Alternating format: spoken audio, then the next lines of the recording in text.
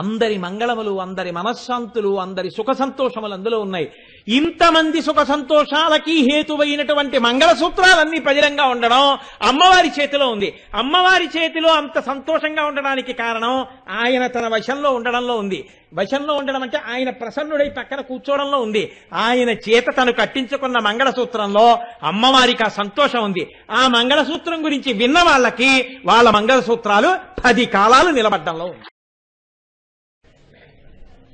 నిన్నటి రోజున మీకు నేను నిజ సల్లాపమాధుర్య వినిర్భత్సిత కచ్చపి అన్న నామం గురించి కొంత మనవి చేసి ఉన్నాను. అనాకలిత సాదృశ్య చుబుక శ్రీ విరాజిత అంటారు వసిన్యాది దేవతలు. అమ్మవారిని కేశాది పాదాది పర్యంతం వర్ణన చేస్తున్నారు కాబట్టి తల దగ్గర మొదలుపెట్టి పాదముల వరకు వెడుతున్నారు. ఆ వెళ్ళేటటువంటి క్రమంలో అమ్మవారి యొక్క చుబుకం దగ్గరికి అంటే గడ్డం దగ్గరికి వచ్చారు. ఆ గడ్డం దగ్గరికి వచ్చిన తర్వాత వసిన్యాది దేవతలు ఒక చిత్రమైనటువంటి ప్రస్తావన చేశారు. అప్పటి వరకు వారు అమ్మవారి యొక్క కపోలముల గురించి మాట్లాడవలసి వచ్చినా, పాలభాగము గురించి మాట్లాడవలసి వచ్చినా, కిరీటం గురించి మాట్లాడవలసి వచ్చినా ఏదో ఒక ఉపమానాన్ని తీసుకొచ్చి వేసే ప్రయత్నం చేస్తూ ఒక ప్రయత్నం చేశాం. కానీ అమ్మ అవి ఎలా సరిపోతాయి, అవి నీ యొక్క కాంతి చేత జ్యుతి చేత తిరస్కరింపబడినవి అంటూ ఉపమాన ప్రయత్నం చేశారు. కానీ గడ్డం దగ్గరికి వచ్చేటప్పటికీ ఉపమానం వేయలేదు. వెయ్యకుండా అన్నారు అనాకలిత సాదృశ్య చుబుక శ్రీ విరాజిత అన్నారు. అనాకలిత సాదృశ్య అంటే ఒక ఉపమానం వెయ్యడానికి వీలు కానటువంటి రీతిలో ప్రకాశిస్తున్నటువంటి చక్కనైనటువంటి చుబుక సౌందర్యము ఆ గడ్డము కలిగినటువంటి ఓ తల్లి నీకు నమస్కారం. అనాకలిత సాదృశ్య చుబుక శ్రీ విరాజిత. కాబట్టి ఈ నామం దగ్గర మీరేం గమనించవలసి ఉంటుంది అంటే అసలు అమ్మవారి గడ్డంతో పోలిక వేయడానికి ఏమీ ఉపమానం దొరకలేదు. అలా అంటే సరిపోతుందా ఆ నామానికి వ్యాఖ్యానం? అలా చెప్పేస్తే అయిపోయినట్లేనా? అలా భావన చేసేస్తే పూర్తి అయిపోతుందా? మనిషికి సహజంగా ఒక కుతూహలం ఉంటుంది. మీరు గమనించండి. కొంచెం మీరు దూరంగా ఉండండి. ఒక విషయం మాట్లాడాలి అన్నాను అనుకోండి, నేను అలా ఎవరితోన్నా మాట్లాడి వెళ్ళిపోయాను అనుకోండి, వెంటనే నాతో బాగా సన్నిహితంగా ఉండే ముత్యాల సత్యనారాయణ లాంటి వాడినో చూసి ఏం మాట్లాడారండి అని అడుగుతారు. ఏమిటండి ప్రత్యేకంగా ఇవాళ ఆయన్ని పిలిచి మాట్లాడారు, ఏం మాట్లాడారు అని అడుగుతారు. అంటే ఏదో మాట్లాడి ఉంటాడు, వాడి కార్యక్రమం ఏదో దాని గురించి ఏదో మాట్లాడి ఉంటాడు, మనకెందుకని వెళ్ళిపోతారేంటి? అలా ఏం వెళ్ళిపోరు. అంటే మీరు వెళ్ళిపోతారు, నా బోటిగాడు వెళ్ళడు. ఏమిటి మాట్లాడారండి, ఎందుకు మాట్లాడారండి ప్రత్యేకంగా ఆయన్ని పిలిచి అని అడుగుతారు. అంటే మనిషికి కుతూహలం అన్నది ఒకటి ఉంటుంది. ఈ కుతూహలం చేత ఏం చేస్తారంటే ఎక్కడైనా ఏదైనా మీకు తెలియలేదనుకోండి, మీరు అక్కడ ఉండి తెలుసుకునే మీకు తెలియకపోవడం వేరు. అసలు నేను ఎవరితోనో మాట్లాడినట్టు మీకు తెలియలేదనుకోండి, అప్పుడు ఆయనతోనే ఏం మాట్లాడారండి అని అడగరు. కానీ నేను ఆయనతో ఏకాంతంగా మాట్లాడడం మీరు చూశారనుకోండి, ఆయనతో అంత ఒక్కడిని తీసుకెళ్ళి అంతసేపు ఏం మాట్లాడారండి అంటారు. అందుకే మీరు చూడండి, మీరు న్యూస్ పేపర్ చదివితే ఒక చిత్రమైన వాక్యం ఉంటుంది, వారితో 52 నిమిషాల సేపు గడిపారంటారు. 52 నిమిషాల సేపు గడిపితే మీకు ఏమిటో వెంటనే మనం పేపర్ చదువుతున్న వాళ్ళం ఏమంటామంటే అబ్బా 52 నిమిషాలు గడిపారా అంటే చాలా మాట్లాడి ఉంటారు. అంటే వెంటనే కుతూహలం అన్నమాట, ఏం మాట్లాడుకున్నారు అని. ఇది మనిషికి సహజంగా ఉండేటటువంటి లక్షణం. ఈ కుతూహలాన్ని అడ్డు పెట్టుకుని మిమ్మల్ని ఈ నామము మీద ధ్యానం చేసే ప్రయత్నాన్ని చేయించే ప్రయత్నాన్ని వసిన్యాది దేవతలు చేస్తున్నారు. ఏమంటే ఇప్పటి వరకు ఏదో ఒక ఉపమానం చెప్పారు కదా, అష్టమీ చంద్ర విభ్రాజ దళిక స్థలశోభిత అన్నారు, నవచంపక పుష్పాభనాసాదండ విరాజిత అన్నారు. ఇవన్నీ నిజంగా ఆవిడ ముఖ్యం సంపంగి పువ్వులా ఉందా, లేకపోతే అష్టమీ చంద్రుడు ఎలా ఉన్నాడో అలా ఆవిడ యొక్క నుదురు ఉంటుందనే? మళ్ళీ ఎలాగో అవన్నీ కావని చెప్పారు. పద్మరాగ శిలాదర్శ పరిభావి కపోలభూ నవ విద్రుమ బింబ శ్రీన్యకార్యదనచ్చదా. ఎక్కడికక్కడే పోలికేయడం, ఇవేం పనికిరావులేండి అంటూ ఉండడం. వేసి పనికిరావని చెప్పేదానికి మిగిలినవన్నీ సరిపోయేవన్నీ వేసామండి, దీనికి ఒకదానికి సరిపోలేదండి అంటే పర్వాలేదు, అయ్యో పాపం దీనికి ఒక్కదానికి దొరకలేదు ఇట్లండి పోన్లేని వదిలేయచ్చు అనొచ్చు. ఇంతకు ముందు చెప్పినవన్నీ సరిపోయాయి ఏమిటి? ఉపమానాలన్నీ ఏం సరిపోలేదుగా. మీరు ఏమైనా చెప్పినా ఓసారి చెప్పేవారు, చెప్పి ఇది ఎలా సరిపోతుందిలే అమ్మా పనికిరాదనేవారు. ఏదో నీ బుగ్గలు పద్మరాగమణులతో చేయబడిన అద్దంలా ఉన్నాయనేవారు. పద్మరాగమణులతో చేయబడినటువంటి అద్దానికి నీ బుగ్గలకి పోలికేటమ్మా, అది కుదరట్లేదని చెప్పి తిరస్కరించేవారు. ఓ దొండపండుతో అమ్మవారి పెదవి పోల్చేవారు. దొండపండు బాగా ముగ్గిపోతే అది ముద్దల కింద జారిపోతుంది, దొండపండుకి నీ పెదవికి పోలికేటమ్మా అనేవారు. దాన్ని తిరస్కరించేవారు.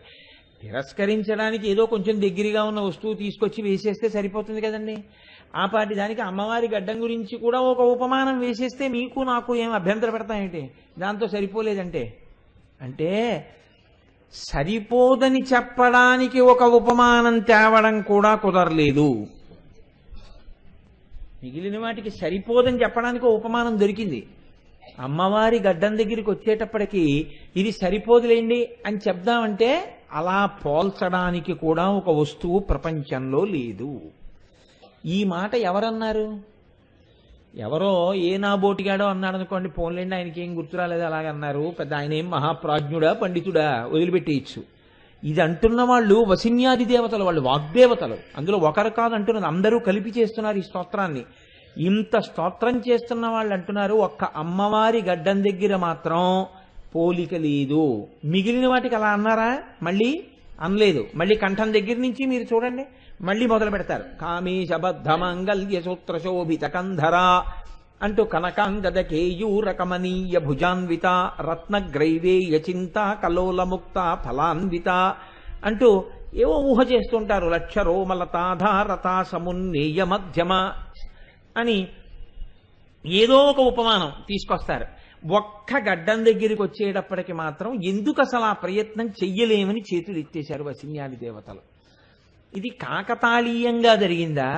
ఈ నామం దగ్గరికి వచ్చేటప్పటికి నిజంగా అంత గొప్పతనం ఉందా అంటే ఉపమానం చెప్పడానికి వీలు లేనంత గొప్ప గడ్డమా? ఏ కారణం చేతంత గొప్పది ఆ గడ్డం?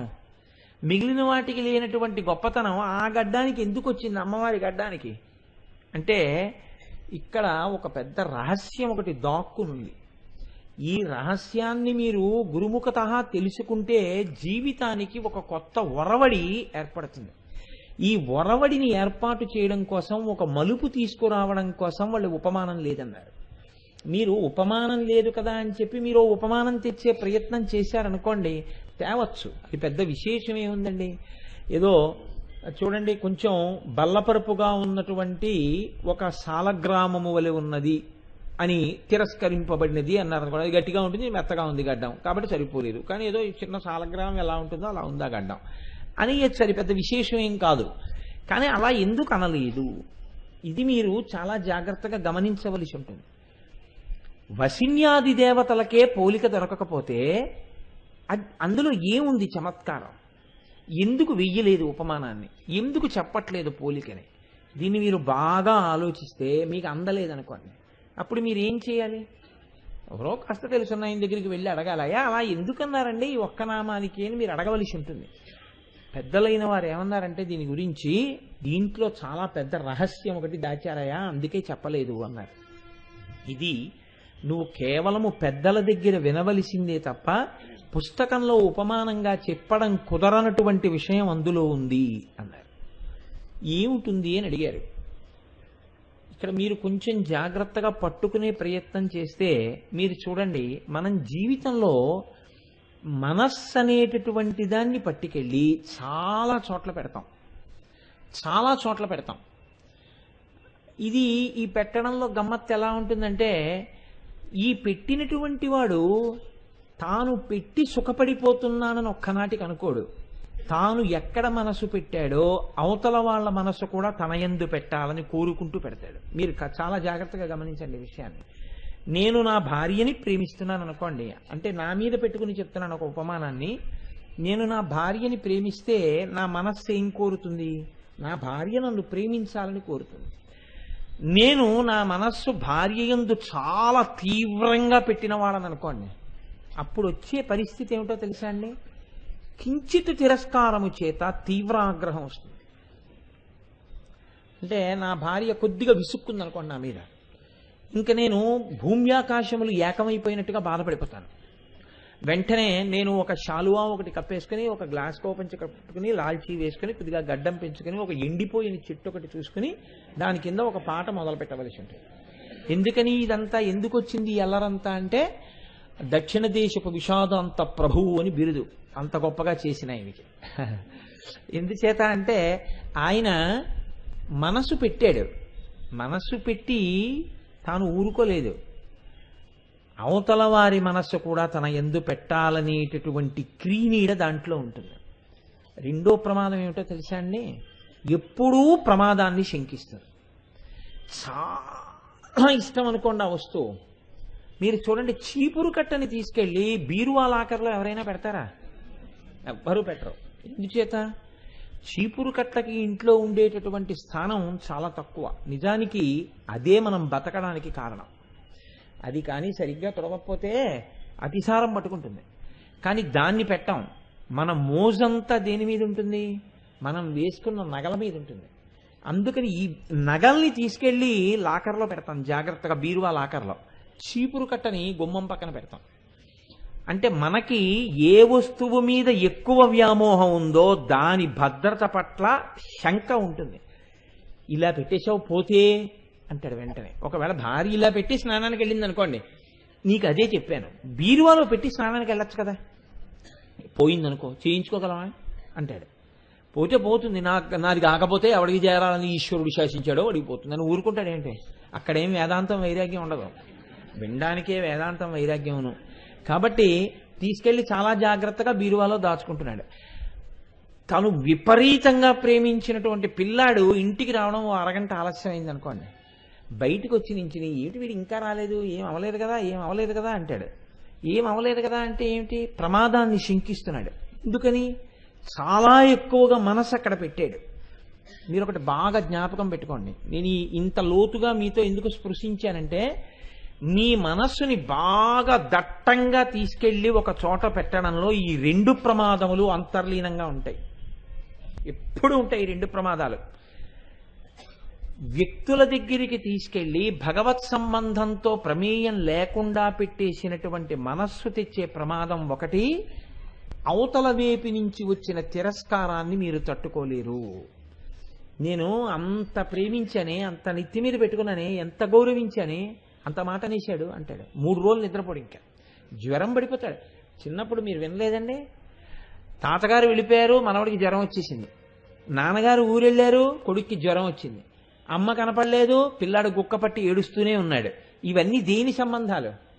నోరు తనంత తాను ఏడవదవు, కళ్ళు తమంత తాము కన్నీరు కార్చవు. కళ్ళు చూడగలవు, చూడగలిగిన కళ్ళు ఎందుకు కన్నీళ్లు కారుస్తున్నాయి? ఎప్పుడూ ఉన్న మనస్సు ఉల్లాసంగా ఎందుకు లేదు? ఎప్పుడూ చేసినట్టు నువ్వు పనులు ఎందుకు చేయలేకపోతున్నావు? అంటే నీ మనస్సు ఇవాళ నీ చేతులలో లేకుండా నీ దగ్గర లేని వస్తువు దగ్గర ఉండిపోయింది. అది నీకు ఈ కంటికి కనపట్టలేదని, కనపడుతున్న వాటిని త్రోసిరాదని, అది కనపట్టలేదని నువ్వు ఏడుస్తున్నావు.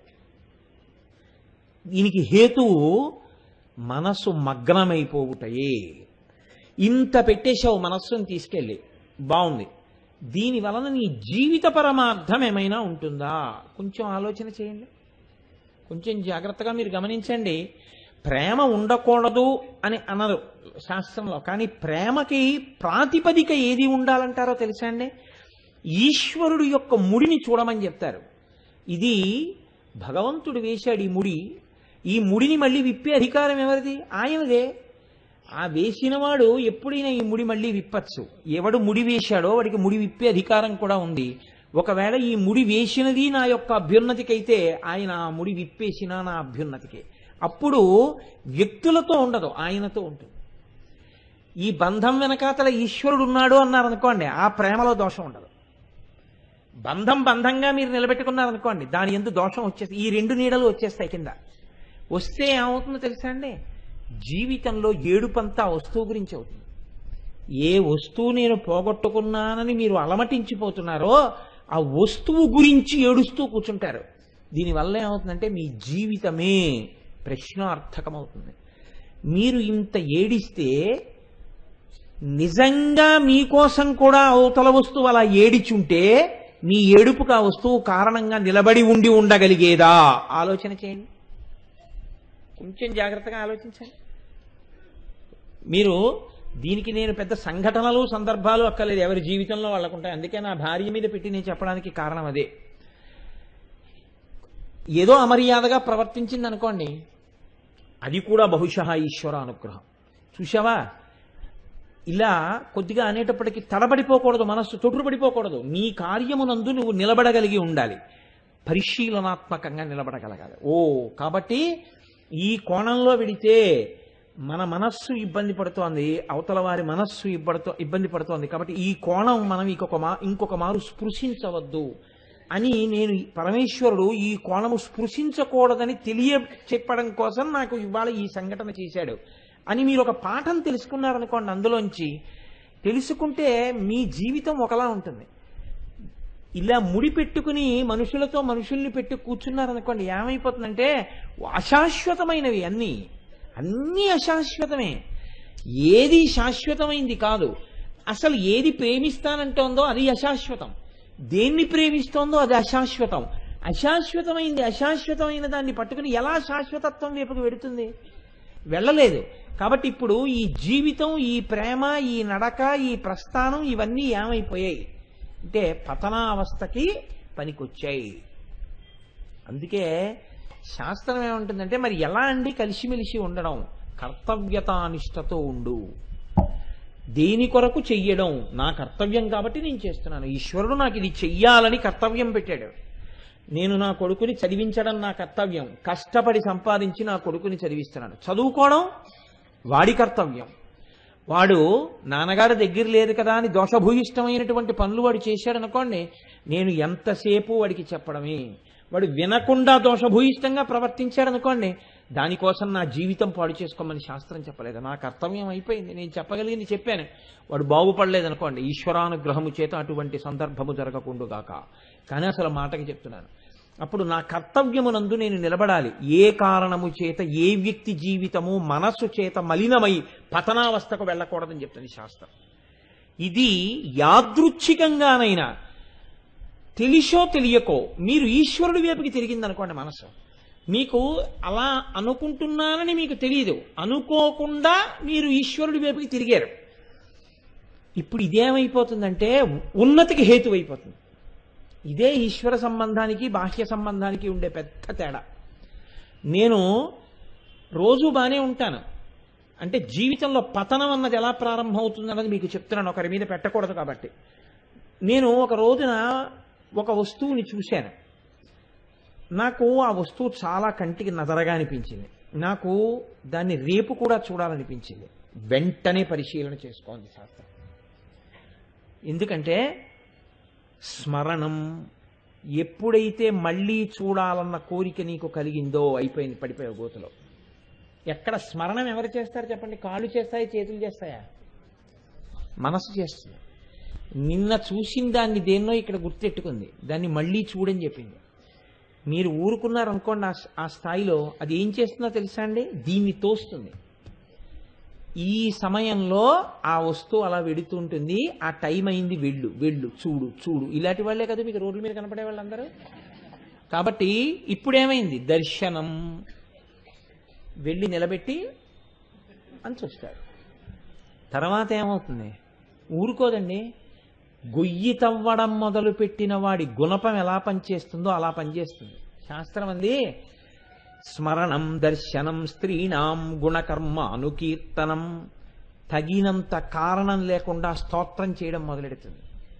కొద్దిగా మాట్లాడే అవకాశం వచ్చింది అనుకోండి, మీరంతవారు, మీరింతవారు, అసలు మీరండి, మీ మిగిలిన వాళ్ళందరూ మీతో అలా, మీ నాన్నగారు ఏమిటండి అలాగా, మీ అమ్మగారు ఏమిటండి అలాగా, మీ వారు ఏమిటండి అలాగా.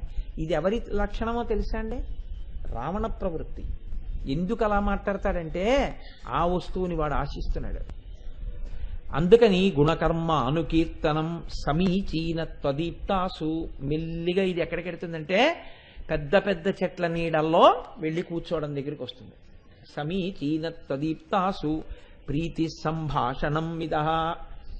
అన్ని వస్తువుల కన్నా ప్రీతి ఈ వస్తువు మీద ఉన్నట్టు ఈయన, అన్ని వస్తువుల కన్నా ప్రీతి ఈయన మీదే ఉన్నట్లు ఆవిడ మాట్లాడుకోవడం మొదలు పెడతారు. ప్రీతి సంభాషణం మిద. చిట్ట చివరికి ఇలా మెట్లు జారి జారి జారి జారి ఎక్కడికి వెళ్ళిపోతారంటే, చిట్ట చివరికి బ్రహ్మచర్యం అన్న మాట ఎక్కడ నిరర్థకమైపోతుందో అక్కడికి చేరిపోతుంది. సమాజము చేత ప్రశ్నార్థకమవుతారు. వారిని సమాజము, పెద్దలు, విజ్ఞులు, ఈశ్వరుడు అంగీకరించని స్థితిని పొందుతావు. కారణం ఏమిటి? ఒక్కసారి చూపే. ఆ తర్వాత అది తవ్వే అవకాశం ఇచ్చేసావు మనస్సుకి. స్మరణం దగ్గర నిన్ను నువ్వు పరిశీలించుకోవాలి. ఎవ్వరికీ తెలియక్కర్లేదు. ఆహా, ఏమిటి కథ? ఎందుకు జ్ఞాపకం వస్తున్నారు? ఏ కోణంతో జ్ఞాపకం వచ్చారు? నీకు మంచికి జ్ఞాపకం వస్తే మీరు ఆ ప్రశ్న వెయ్యక్కర్లేదు. వారికి మనం ఒక మంచి మాట చెప్పాలి, వారిని మనం ఉద్ధరించాలి, అందుకని వారితో ఇవాళ మాట్లాడాలి అని మీరు అనుకున్నారనుకోండి, ఏముంది దోషం అందులో? అన్యథా అనుకోండి, ఎవరికి తెలియాలి?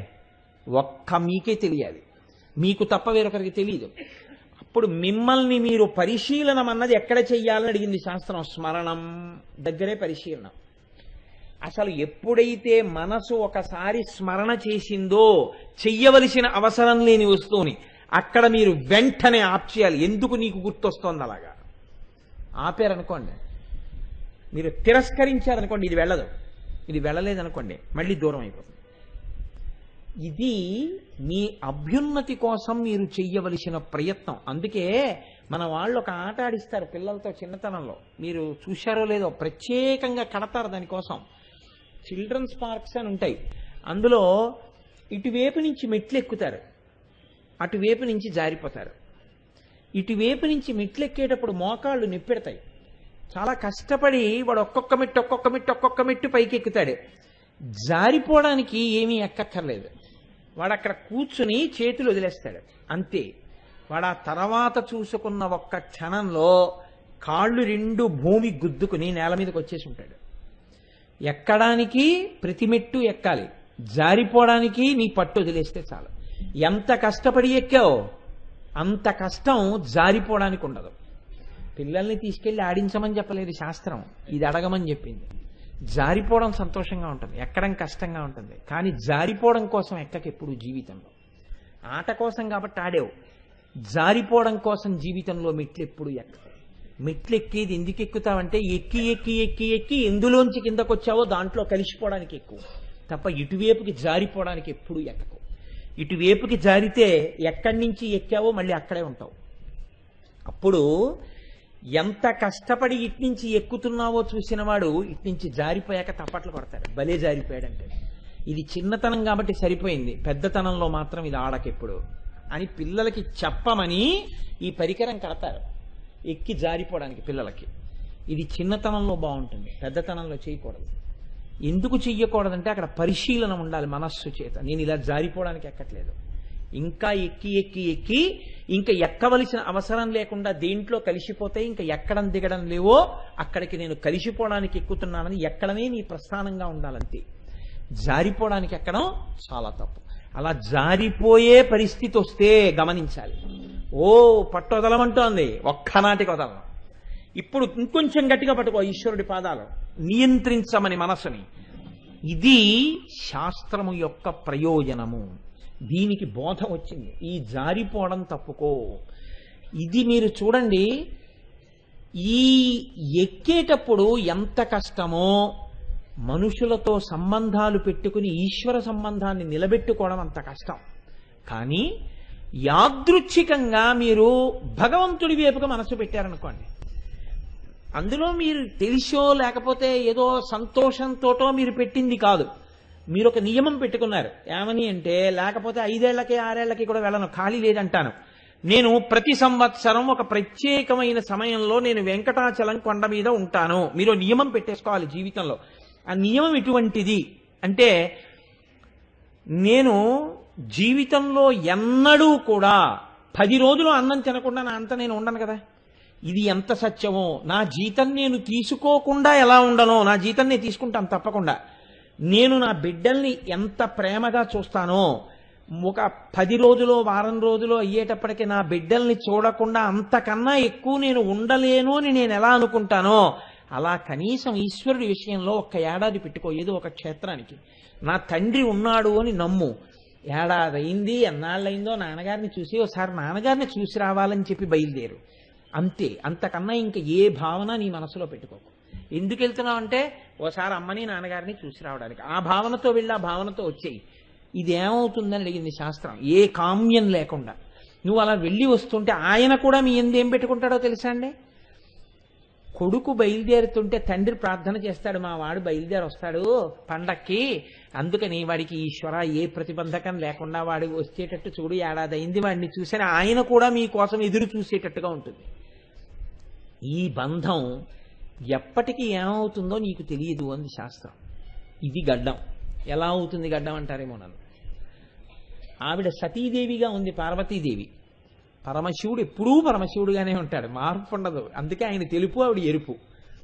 ఈ తెలుపు ఎరుపులండి చాలా గమ్మత్తండి. లోకంలో పార్వతీ పరమేశ్వరులే లోకమంతటా ఉంటారు. ఆయన విభూతి, ఆవిడ కుంకం, ఆయన శుక్లం, ఆవిడ శోణితం, ఆయన అదేంటి తెల్లటి బట్టలు, ఆవిడ ఎర్రటి చీర, ఆయన అదేంటి మెళ్ళో రుద్రాక్షలు, ఆవిడేమో సిగలో పువ్వులు. మీకు లోకంలో అన్ని తెలుపు ఎరుపు సంగమాలతోటే ఉంటుంది. బహుశः ఇడ్లీ అల్లం పచ్చడితో సహానేమో. లోకమంతా పార్వతీ పరమేశ్వర స్వరూపమే అయి ఉంటుంది. కాబట్టి అలా ఉండే తత్వం ఏదుందో అలా శివుడు ఎప్పుడూ తెలుపుగానే ఉంటాడు. తెలుపుకు మార్పు ఉండదు. పక్కన వచ్చి ఇంకో రంగు కనబడితే ఆ రంగు దాంట్లో ప్రతిఫలిస్తుంది తప్ప తెలుపు తెలుపుగానే ఉంటుంది. ఎరుపు మారుతూ ఉంటుంది ఎదురుగుండా వచ్చి నిలబడ్డాన్ని బట్టి. ఇది ఎందుకు మారుతుందంటే ఆయన ప్రతిష్ట కోసం మారుతూ ఉంటుంది. అమ్మవారు ఏం చేసింది? సతీదేవిగా ఉంది. సతీదేవిగా ఉండి పరమశివుడితో కలిసి హిమాలయ పర్వత ప్రాంతాల్లో విహరిస్తోంది కైలాసం దగ్గర. విహరిస్తున్నప్పుడు ఒక ఆవిడ చూసింది. ఎవరావిడ? మేనకాదేవి చూసింది. చూసి ఆవిడ ఒక కోరిక కోరుకుంది. ఏమని? ఈ పిల్ల అలా తిరుగుతుంటే ఈ పిల్ల ఎంత బాగుందో, ఈ పిల్ల లాంటి కూతురు నాకుంటే, ఇలా ఇంటికి వస్తుంటే పుట్టింటికి వస్తుంటే నేను ఎంత సంతోషిద్దునో అనుకో. ఇప్పుడు ఆవిడ కోరుకుంది మనసులో ఇలాగా అన్న విషయం సతీదేవికి తెలుసా? ఖచ్చితంగా తెలుసు. ఆవిడ సర్వజ్ఞ. ఆవిడ అలా అనుకుంది. ఆవిడ ఏం చేసిందో తెలుసా అండి? ఉత్తర జన్మలలో పర్వతపుత్రి పార్వతీదేవిగా అక్కడికి వచ్చి పుట్టింది. ఇప్పుడు పార్వతీదేవిగా పుడితే ఏమైంది? మనసొక్క నిమిషం అక్కడ పెట్టుకున్నందుకో ఆవిడకి ఒక గొప్ప శక్తి కలిగింది. మేనకాదేవికి హిమవంతుడికి ఏమిటి కలిగింది? పుట్టింది మామూలు పిల్ల అని అనుకున్నారా? వాళ్ళకి తెలుసు పుట్టింది ఆదిశక్తి పుట్టిందని తెలుసు. ఆదిశక్తి పుట్టిందని తెలిసి కూడా ఆ పిల్ల అన్నం తినకపోతే అమ్మ అన్నం తినమ్మా అని గడ్డం పట్టుకునేవాళ్ళు. ఇప్పుడు రండి గడ్డం దగ్గరికి. ఆదిశక్తి అని తెలిసి కూడా ఇంతకు ముందు ఏ ప్రేమతో చూశారో ఆ ప్రేమతోటే అన్నం తినమ్మా అని గడ్డం పట్టుకుంటే ఆ మనస్సు అటు నిలబడితే వస్తున్న ఉద్ధరణ. దానికి ఎలా పోలికేస్తారు మీరు? అందుకుని వెయ్యరు గడ్డానికి పోలిక. ఇప్పుడు ఏమైంది? మేనకాదేవికి అదృష్టం. ఆదిశక్తి గడ్డం పట్టుకుని అన్నం తినమ్మా, అలా అన్నం తినకుండా ఉంటే ఎలాగమ్మా, అమ్మ తపస్సుకి ఎడతానంటే ఇలా గడ్డం పట్టుకుని అమ్మ వద్దమ్మా తపస్సుకి వెళ్ళొద్దమ్మా, ఊమా అంటే తపస్సు చెయ్యొద్దమ్మా అని అడిగింది. హిమవంతుడు ఒక పర్వతరాజు అయితేనే ఏంటి నాన్న ఇవాళ అన్నం తినలేదట అని గడ్డం పుట్టుకున్నాడు. పట్టుకున్నప్పుడు తెలియదా ఆవిడ పార్వతీదేవిని, ఆవిడ ఆదిశక్తి అని తెలుసు. ఆదిశక్తి గడ్డం పట్టుకోగలడా? పట్టుకోలేనని తెలుసు. మరి ఇప్పుడు ఎలా పట్టుకున్నాడు? తనకి కూతురైనందుకు పట్టుకోగలిగాడు. తనకి కూతురు ఎందుకయింది? మనసు ఒకనాడు నిలబడింది. మిగిలిన వేటి మీద ఎన్నిటి మీదో పెట్టాడు. వచ్చిందా ఉద్ధరణ? ఒక్కసారి మేనకాదేవి కోరుకుంది. ఏమైంది? తర్వాతంతా ఇలా గడ్డం పట్టుకునే అదృష్టమే వచ్చింది. ఎలా వచ్చింది? ఓ పండగ వచ్చింది, ఇద్దరు వెళ్ళి పిలుస్తారు. అమ్మ పండగ వచ్చింది, పుట్టింటికి రా అమ్మ, ఒక్క 2 రోజులు నువ్వు అల్లుడు గారు ఓ 10 రోజులు ఉండండి. ఎన్నాళ్ళయిందే ఓ 10 రోజులు మా ఇంటికి వచ్చి ఉండి నువ్వు అల్లుడు గారు మనవలును అని అడుగుతారు. అయితే అమ్మ 10 రోజులంటే నీకు తెలుసు కదా, ఆయన అస్తమానం ఇలా దక్షిణామూర్తిలా కూర్చుని ఉంటారు, ప్రమదకణాలు, సాయంకాలం అయ్యేటప్పటికి తాండవాలు ఇవన్నీ ఉంటాయమ్మా అంటే, అలా కదే నా తల్లి, ఎలాగో అలా నచ్చ చెప్పవే.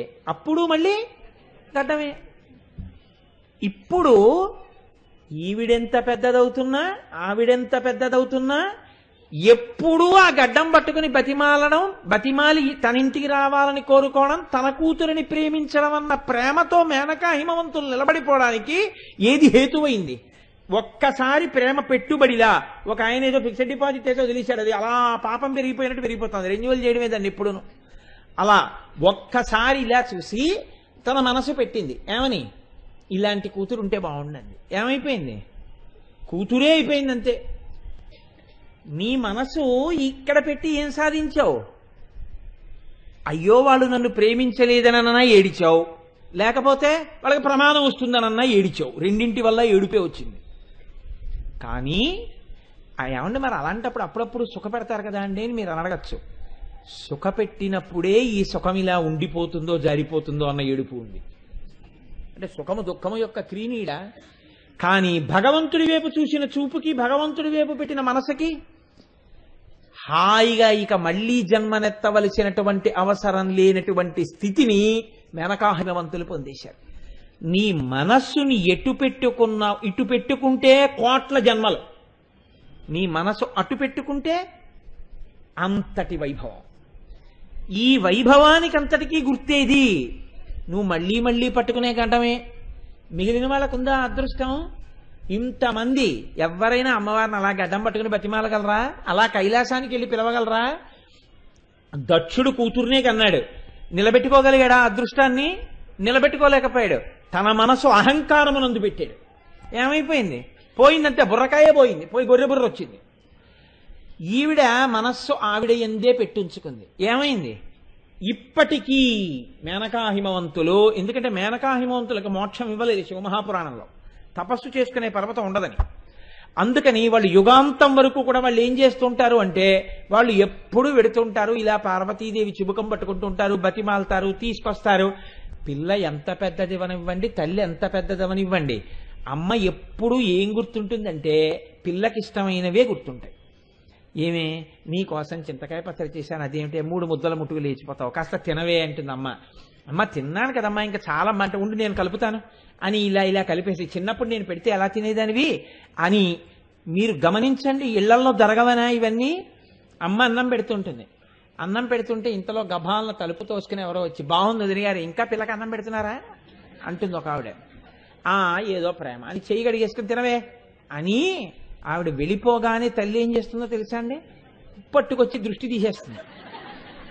పడ్డాయి కళ్ళు, ఏదో రాక ఏడాదికి ఒక్కసారి వచ్చావు, నా చేత్తో పెట్టుకుందాం అనేటప్పటికి వచ్చేసి ఇంకా పిల్లకి అన్నం పెడుతున్నారా, ఎందుకు వచ్చింది అని, ఏమే తలుపు ఎందుకు వేయలేదు అని తిడుతుంది పని పిల్లని పిలిచి. అది అమ్మ మనస్సు అంటే. అమ్మ ఇంకా ఏంటమ్మా ఈ చాదస్తా నీకంటే, అలా అనకే నాన్న, నువ్వు సంతోషంగా ఉండాలి అమ్మా అని ఆ గడ్డం పట్టుకుని కళ్ళొత్తుకుంటుంది. ఈ అమ్మతనం మేనక్కి ఇప్పటికీ ఉంది, ఆ పిల్లతనం పార్వతీదేవికి తల్లి దగ్గర అలాగే ఉంది. మిగిలిన వాళ్ళకి తల్లేమో కానీ మేనక్కి పిల్లే. ఎందుకు వచ్చింది ఇది? ఒక్కసారి చూడడంలో వచ్చింది. ఇలా నేను మీకు ఎన్ని చెప్పను ఉదాహరణలు. ఈశ్వరుడు యందు ఏ లక్షణము ఉంటుందని మీరు ఊహించలేరో అవన్నీ మేనక యందు ప్రకటనమయ్యాయి ఆదిశక్తి చేత. ఎందుకు ఆ భోగం ఆవిడికి ఒక్కదానికే వచ్చింది? ఒక్కసారైనా నీ మనస్సు అటు తిరిగింది కాబట్టి. పనికి మాలిన విషయాల వైపు తిరిగితే ప్రయత్నపూర్వకంగా నువ్వు ఆప్ చేయాలి. ఇలా నీ మనస్సు తిరిగితే సంతోషపడిపోయి దాన్ని ఎరువేసి పోషించాలి. ఇంకోసారి చూడవే, ఇంకోసారి చూడవే, ఇంకోసారి చూడవే అని తిప్పాలి నువ్వు. ఇది మీకు బోధ చేస్తే అనాకలిత సాదృశ్య చుబుక శ్రీ విరాజిత. ఇప్పుడు నాకు చెప్పండి, మేనకాదేవి పొందుతున్న వైభోగాన్ని మీరు ఆ పట్టుకున్న గడ్డం యొక్క ఆనందాన్ని ఏ ఉపమానం వేసి నిరూపణం చేస్తారు? చేయగలరా? చెయ్యలేరు. అందుకే గడ్డం ఒక్కదానికే ఉపమానం లేదు.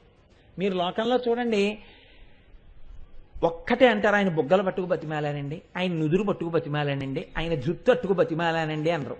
గడ్డం పట్టుకు బతిమాలను కదే అంటారు. ఈ బతిమాలనం అనేటటువంటి ప్రక్రియకి ఆలవాలం ఏదంటే గడ్డమే. తప్పు చేస్తే కాళ్ళు అట్టుకున్నానంటారు. అప్పుడు కూడా ఇంకా పట్టుకోవడానికి అభ్యంతరం వస్తే చేతులు అట్టుకుని ఇవి చేతులు కాళ్ళు అనుకోండి అంటారు. అది వేరే విషయం అనుకోండి, నేను ఇప్పుడు దాని మీద వ్యాఖ్యానం అనవసరం. కానీ బతిమాలనం అన్న దానికి వచ్చేటప్పటికి మాత్రం గడ్డం పట్టుకుని, అయ్యా మీ గడ్డం పట్టుకు బతిమాలుతున్నానండి అంటారు. గడ్డం దేనికి గుర్తు? ఇప్పటికీ మేనకి మాత్రమే దక్కినటువంటి జగన్మాతకు మాత అయినటువంటి దానికి గుర్తు. మనందరికీ బిడ్డలుగానే మనం ఉన్నాం. ఒక్క మేనక మాత్రం జగన్మాతకి మాత అయింది, తల్లి అయింది. ఇలా గడ్డం పట్టుకుని బతిమాలుతూనే ఉంది. ఎక్కడి నుంచి వచ్చింది ఇది? ఒక్కసారి ఆ మనస్సు ఇలాంటి కూతురు ఉంటే బాగుండు అన్నందుకు. నువ్వు అలా ఎప్పుడైనా అన్నావా భగవంతుడి విషయంలో? ఆ చనువు చూపించావా? అక్కర్లేని వాటికి ఎన్నింటికి పెట్టావో మనసు. ఇవన్నీ బంధనాలయ్యాయి, ఇవన్నీ పతనావస్థకి దారితీసాయి. ఈశ్వరుడి వైపు ఎక్కడ పెట్టావు అలా మనస్సు? ఎప్పుడైనా ఒక్క కోరిక, ఒక చిన్న కోరిక. ఏడాదికి ఒక్కసారి నీ దర్శనం మాత్రం నా శరీరం పడిపోయే వరకు ఆపవద్దని కోరుకున్న కోరిక ఉందా నీ జీవితంలో? ఆబ్సెంట్ లేదు. ఇలాగా నేను ఆ సంకల్పం చేసిన దగ్గర నుంచి ఇవాల్టి వరకు నేను వెళ్ళి వస్తూనే ఉన్నాను అని అనగలిగిన సత్తా నీకుందా? ఎందుకు లేకుండా అయిపోతుంది అంటే నీకు అసలు ఆ కోరికే లేదు. అటువంటి తీవ్రతతో కూడిన కోరిక లేదు. నువ్వు అలా అంత తీవ్రతతో అమ్మవారిని కోరగలిగితే నిన్ను అనుగ్రహించడానికి ఆవిడ ఇప్పుడే ఉంది, ఇక్కడే ఉంది, ఈ క్షణంలోనే అనుగ్రహిస్తుంది. ఇది మీకు చెప్పడం అనాకలిత సాదృశ్య చుబుక శ్రీ విరాజిత. దీన్నే శంకర భగవత్పాదులు అయ్యో పిల్లలకి అందదేమో, దీన్ని నేను మరి కొంచెం స్పష్టంగా వీళ్ళకి చెప్తాను అన్నారాయన. అందుకే మహానుభావుడు అంటారు, కరాగ్రేణ స్పృష్టం తుహినగిరినా వత్సలతయా గిరీశేనోదస్తం ముహురధర పానాకులతయా కరగ్రాహ్యం శంభో ముఖముకుర వృంతం గిరిసుతే కథంకారం బ్రూమస్తవ చుబుకమౌపమ్యరహితం అన్నారు. ఏమి ప్రౌఢిమతో కూడినటువంటి భాషో, ఏమి భావజాలమో మహానుభావుడిది. నిజంగా శంకరుడు కాలడి శంకరుడు, కైలాస శంకరుడు కనుక పడ్డాయి ఆయనకు ఆ మాటలు. కరాగ్రేణ స్పృష్టం తుహినగిరినా వత్సలతయ. వాత్సల్యం అన్న మాట ముగ్గురికే వేస్తారు. ఒకటి గురువుకి శిష్యుడి పట్ల వాత్సల్యం, తండ్రికి బిడ్డల పట్ల వాత్సల్యం, గోవుకి తన దూడ పట్ల వాత్సల్యం. అందుకే గోవత్సము అంటారు. హిమవంతుడు పుట్టినది కూతురు కాదు, ఆదిశక్తి కూతురుగా ఉందని తెలుసు. అయినా చిన్నతనంలో ఎన్నో మార్లు ఆ గడ్డం పట్టుకుని ఇలా గడ్డం పట్టుకుని అమ్మవారిని ఎన్ని మాటలు బతిమాలాడో. అమ్మా నా తల్లి కదో ఇంకా ఆటలు వద్దమ్మా, ఇంట్లోకి వచ్చేయమ్మా అన్నాడు. నా తల్లి కదో ఇంకా ఆ తపస్సు వద్దమ్మా, చిక్కిపోతున్నావమ్మా అని బతిమాలాడు. నా తల్లి కదో అన్నం తినమ్మా అని బతిమాలాడు. నా తల్లి కదో ఈ పట్టుబట్ట కట్టుకోమ్మా, పండగ కదమ్మా, ఇది కట్టుకుంటే నీకు బాగుంటుందమ్మా అని బతిమాలాడు. ఇన్ని మాటలు అందరూ ఆవిడ పాదాల మీద పువ్వులేస్తే ఇన్ని మాటలు ఆయన గడ్డం పట్టుకు బతిమాలాడు. ఈ శోభ హిమవంతుడికి ఎక్కడి నుంచి వచ్చింది? మేనక చూసిన చూపులోంచి హిమవంతుడు ఉద్ధరింపబడ్డాడు. మేనక కోరుకుంటే హిమవంతుడి వల్ల అటువంటి సంతానం కలిగింది. కాబట్టి ఇప్పుడు కరాగ్రేణ స్పృష్టం తుహినగిరినా వత్సలతయ. హిమవంతుడు పట్టుకుంటున్నాడు అంటే మేనక కూడా పట్టుకుంటోంది. ఇద్దరికీ ఆ వైభవం కలిగింది. దాంతో సరిపోయిందా? గిరీశేనోదస్తం ముహురధర పానాకులతయ. గిరీష గిరీష అని రెండు శబ్దాలు పరమశివుడికి. గిరీష అంటే పర్వత గుహయందు శయనించువాడు అని, గిరీష అంటే కైలాస పర్వతమునకు అధిపతి అని. కైలాస పర్వతమునకు అధిపతి అన్నమాట శంకరాచార్యులు వారు ఎందుకు వేస్తున్నారో తెలుసా అండి? కైలాసము అంటే కేళి జరుగునది. కేళి అంటే సృష్టి స్థితి లయములు, అంటే పరబ్రహ్మంగా చెప్తున్నారు పరమశివుణ్ణి. సృష్టి స్థితి లయములు చేసేటటువంటి పరబ్రహ్మస్వరూపుడైనటువంటి పరమేశ్వరుడికి స్త్రీకామము లేదు. మన్మధుణ్ణి కాల్చేశాడు. ఇటువంటి పరమశివుడు ఈవిడ దగ్గరికి వచ్చేటప్పటికి మాత్రం ఈవిడ ప్రేమకి వశుడైపోయాడు. వశుడైపోయి కరగ్రాహ్యం శంభో ఆ చేత్తో పట్టుకుని గిరీశేనోదస్తం ముహురధర పానాకులతయ.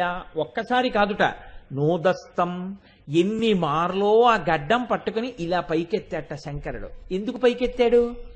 మన్మధుణ్ణి కాల్చిన పరమేశ్వరుడు ఇంత ప్రేమ కలిగిన భార్య అని తన మనసు ఆవిడ గెలుచుకున్న కారణం చేత ఇంత జ్ఞాని కూడా ఆవిడ గడ్డం పట్టుకుని పైకెత్తి ఆవిడ అధరము వంక చూసి ఆవిడ అధరపానం చెయ్యాలని కోరుకున్నట్ట.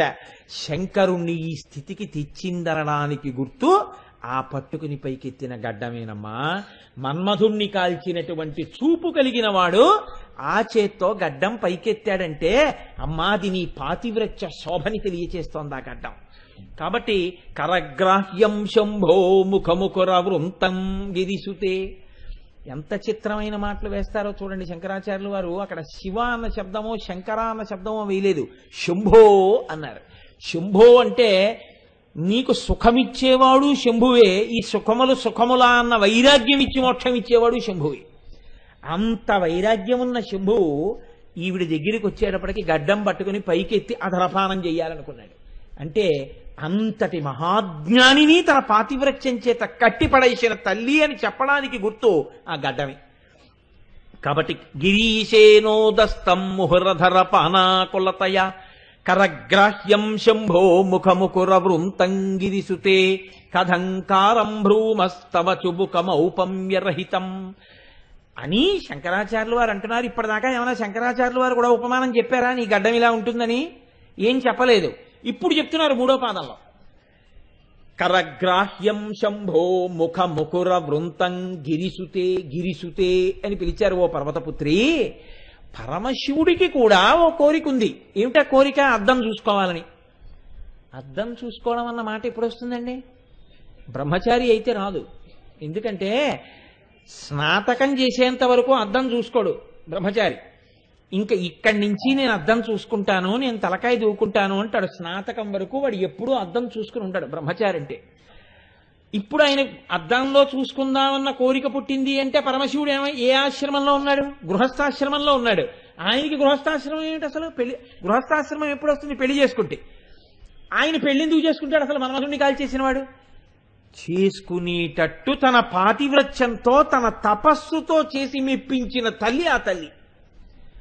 ఎంత గొప్ప తల్లివి కాబట్టి నిన్ను పెళ్లి చేసుకున్నాడు. పెళ్లి చేసుకున్నాడు కాబట్టి అద్దం చూసుకోవాలనుకుంటున్నాడు. ఇప్పుడు తన ధర్మం పాటించాలనుకుంటున్నాడు. ఇప్పుడు ఆయన చూసుకునే అద్దం లోకంలో ఎక్కడుంది? కాబట్టి ఆయన ఒక అద్దంలో చూసుకుంటాడు తన ప్రతిబింబాన్ని. ఎందులో చూసుకుంటాడు? నీ ముఖమన్న అద్దంలో చూసుకుంటాడు. ఇప్పుడు అద్దం చూసుకునేవాడికి అద్దానికి ఒక పిడి ఉండాలి. ఆ పిడితో ఇలా అద్దం ఎత్తుతాడు. ఆయన చూసుకునే అద్దం నీ ముఖమైతే ఆ అద్దానికి ఉన్న పిడే నీ గడ్డం అన్నారు శంకరాచార్యులు గారు. అందుకని శంకరుడు ఆ గడ్డంతో ఇలా ఎత్తి తనని చూసుకుంటాడు. ఇప్పుడు మీరు చాలా జాగ్రత్తగా గమనించండి. పరమశివుడికి పార్వతీదేవి ముఖము అద్దమైతే శంకరుడు వచ్చి ఎదురుగుండా నిలబడి గడ్డం ఎత్తి ఇలా చూస్తే అమ్మవారి ముఖంలో ఎవరు కనపడతారు? పరమశివుడు కనపడతాడు కదండి. అమ్మవారి ముఖంలో పరమశివుడు కనపడితే అలా కనపడ్డం పరమశివుడికి సంతోషమా? పార్వతీదేవికి సంతోషమా? పార్వతీదేవి ముఖంలో పరమశివుడు కనపడేటటువంటి స్థితిని చూసిన ఇంకొకడికి సంతోషమా? మీరు కొంచెం జాగ్రత్తగా గమనించండి. ఇప్పుడు పార్వతీదేవి యొక్క ముఖం దగ్గరికి వెళ్లి గడ్డం ఇలా పైకెత్తి ఇలా శంకరుడు చూసుకుంటుంటే అమ్మవారి ముఖంలో శంకరుడు కనపడుతున్నాడన్న విషయాన్ని ఎవరు చూశారు? ఎవరు చూశారండి? శంకరాచార్యులు వారు చూశారు. లేకపోతే మీకు ఎలా చెప్పారు ఈ మాట? శంకరాచార్యులు వారే కదండి అద్దమమ్మా అని చెప్తున్నారు. కాబట్టి ఇప్పుడు శంకరాచార్యులు వారు అమ్మవారి ముఖం పరమశివుడికి అర్థమైందని చూశారు. అందుకనమ్మా గిరీశేనోదస్తం ముఖముకుర వృంతం గిరిసుతే. మన్మధుడే గుర్తొస్తున్నాడు ఏమిటో ఎక్కువ. కాబట్టి ఇప్పుడు ఆ అద్దం పిడికిని పట్టుకుని ఇలా పైకెత్తితే ఆవిడ ముఖమన్న అద్దంలో శంకరుడు కనపడుతున్నాడన్న విషయాన్ని చూసి మీకు చెప్తున్నది ఎవరు? శంకరాచార్యులు వారు చూశారు. అలా చూశారు కాబట్టి ఆయన మహాజ్ఞాని అయ్యారు కదండి. ఇది మీరు పట్టుకోవాలి ఆ శ్లోకంలో అర్థం. అంటే అమ్మవారి ముఖంలోకి శివుడు ఇలా చూస్తే అమ్మవారి ముఖంలో శివుడు కనపడింది శంకరాచార్యుల వారికి. అమ్మవారంటే ప్రకృతి. ప్రకృతిగా పురుషుడుగా కనపడినంత కాలం నీకు జ్ఞానం కలగలేదు. ప్రకృతిలో పురుషుడు ఎప్పుడు కనపడతాడో అప్పుడు నీకు జ్ఞానం కలిగిందని గుర్తు. ప్రకృతి అంటే పార్వతీదేవి ముఖం. ఇది చెట్టు, ఇది పుట్ట, అది చంద్రుడు, ఇది సూర్యుడు, అది గోడ, వాడు దొంగ, ఇది దొంగ, ఇలా అన్నంతసేపు అది ప్రకృతి. భగవంతుడెవరో ఒకడున్నాడు, వాడు ఇవన్నీ సృష్టించాడు. ఇవి అంటున్నంతసేపు ప్రకృతి వేరు, పురుషుడు వేరు. కానీ హరిమయము విశ్వమంతయు, హరి విశ్వమయుండు. హరిమయము కాని వస్తువు పరమాణువు లేదు. వంశపావన వింటే అని శుకుడు పరీక్షిత్తుతో అంటే నమ్మాడు అనుకోండి. పరీక్షిత్తు ఇప్పుడు చూశాడు అనుకోండి. దొంగ కాడు, దొంగ రూపంలో ఉన్న ఈశ్వరుడే. నమ చోరాయ చ శస్ప్యాయ చ భేన్యాయ చ శకత్యాయ చ ప్రవాహ్యాయ చ వృక్షాయ చ హరిత్యాయ చ లోప్యాయ చ ప్రవాహ్యాయ చ విద్యుత్యాయ చ అన్నాడు అనుకోండి. నీరు నువ్వే, ప్రవాహం నువ్వే, మెరుపు నువ్వే, విద్యుత్ నువ్వే, చీకటి నువ్వే, వెలుతురు నువ్వే, సూర్యుడు నువ్వే, చంద్రుడు నువ్వే, కాంతి నువ్వే, చెట్టు నువ్వే, ఆకు నువ్వే, హరితము నువ్వే, ఆకుపచ్చతనం నువ్వే, ఎండిపోయింది నువ్వే, దొంగ నువ్వే, నురుగు నువ్వే, అన్నీ నువ్వే అన్నాడు అనుకోండి. ఇవన్నీ లేవా? ఉన్నాయి. కానీ ఇవన్నీ ఏవి? ఈశ్వరుడు. ఇప్పుడు ప్రకృతి ఎందు ఎవరు కనబడుతున్నారు? పురుషుడు కనబడుతున్నాడు. పార్వతీదేవి ఎందు ఎవరు కనబడుతున్నారు? పరమేశ్వరుడు కనబడుతున్నాడు. ఇలా ఎవరికి కనబడ్డాడో వాడెవరు? వాడు మహాజ్ఞాని. వాడికి రుద్రాధ్యాయం అర్థమైంది. వాడు అభిషేకం చేయడం అంటే అది. సంతతధార శివలింగం మీద పడుతూ రుద్రాధ్యాయం చదవడం అంటే మనస్సు ఎప్పుడు దేన్ని చూస్తున్నా దాని యందు పరమేశ్వరుణ్ణి చూడ్డం. ఆ చూసే స్థాయికి నువ్వు ఎదిగిపోతే అప్పుడు అసలు ఇన్ని లేవు, ఒక్కటైపోయి ఉండిపోతుంది. ఈ స్థితికి ఎదిగిపోతే వాడు మహాజ్ఞాని అయిపోయాడు. అంటే వాడు మోక్షమును పొందాడు. వాడు ఆ జ్ఞాని లోకమునకు బోధించడానికి మాత్రమే ఇంకా ప్రారంధం పూర్తి చేసుకోవడానికి శరీరంలో ఉన్నాడు తప్ప ఇప్పుడు ఆయన సుఖ దుఃఖములకు సాక్షి. ఇప్పుడు ఆయనకి సుఖం లేదు, దుఃఖం లేదు. ఉండవా శరీరానికి? ఉంటాయి, కానీ ఆయన సాక్షి. ఆయన వాటికి మమేకము కాడు. కృష్ణ భిక్షు గారిని ఒక ఆయన అడిగారు, ఏమండి జ్ఞాని శరీరమునకు బాధ ఉండదా అని అడిగారు. భగవాన్ రమణులకు చేతి మీద రాచపుండేసింది, రక్తం కారిపోతూ ఉండేది. రక్తం కారిపోతుంటే చుట్టూ ఉన్న వాళ్ళు చూసేవారు. పొద్దున్నే దాని మీద ఆకులేసి పుండు కట్టు కట్టేవారు. మరునాడు కట్టు విప్పుతుంటే దాన్ని సూర్యుడికి అభిముఖంగా పెట్టి విప్పమన్నారు కట్టు. అంటే ఆయన వచ్చి తోటలో కూర్చునేవారు, కట్టు విప్పుతున్నారు. విప్పుతూ ఆ ఆకులు ఇలా తీసేస్తే బడబడ కారిపోయేది నెత్తురిలాగా. కారిపోతే చుట్టూ ఉన్న వాళ్ళు చూసి అయ్యయ్యో ఎలా నెత్తురు కారిపోతోందో, ఎంత లోతు గొయ్యి పడిపోతోందో, బాధ పెట్టట్లేదా అనేవారు. అంటే రమణులు నవ్వుతూ అనేవారు, ఇది అపరశమంతకమణి. ఆనాడు 12 బారువుల బంగారం పెట్టేదే, అలా ఇది ఎర్ర బంగారం పెడుతోంది, అది పచ్చ బంగారం పెట్టేదనేవారు. ఇప్పుడు ఆయనకి అందులోనూ ఆనందమే. సుఖము దుఃఖము రెండు లేవు, దానికి సాక్షి ఆయన. ఈ శరీరమునకు సాక్షి జ్ఞాని. శరీరము తాను కాదు. ఈ శరీరము యొక్క బాధకు సాక్షి, శరీరము యొక్క సుఖమునకు సాక్షి. రమణుల్ని ఎవరో అడిగారు, మీరు నిద్రపోతారా అని అడిగారు. ఎందుకు పోదు? ఇది నిద్రపోతుంది అన్నది. ఎంత తేడా చెప్పండి. ఇది నిద్రపోతుంది అన్నారు. మనమేమంటాం? నేను నిద్రపోయాను. నేనుకి నిద్ర లేదు. నిద్రపోయేది శరీరం, ఇంద్రియాలే పడుకుంటాయి. ఈ స్థాయికి వెళ్ళినటువంటి జ్ఞాని తన నిద్రకి తాను సాక్షి. ఈ సాక్షిత్వమునందు దొంగకు సాక్షి, దుంగకు సాక్షి, ప్రవాహమునకు సాక్షి, సూర్యునకు సాక్షి, అన్నిటికీ సాక్షి. ఈ స్థితిని నువ్వు పొందగలిగితే ప్రకృతిలో పురుషుడు కనపడుతున్నాడు.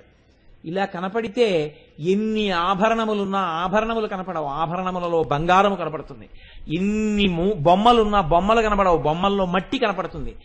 పూరీలే ఉన్నా, చపాతీలే ఉన్నా, అక్కడ చేసినటువంటి చిళ్ళలే ఉన్నా, లేకపోతే దాంతో చేసినటువంటి పునుకులే ఉన్నా, అందులో ఉన్న గోధుమ పిండి కనపడుతుంది. కానీ మారి మారి తయారు చేసిన పదార్థాలు కనపడవు. అంతటా ఉన్నదా గోధుమ పిండి అంటాడు. ఈ స్థితి కంటే నామరూపముల ఉండడానికి ఏది హేతువో ఆ సత్యమును పట్టుకున్న స్థితికి ఎదిగిపోతే వాడికి ప్రకృతి యందు పురుషుడు కనపడ్డాడు.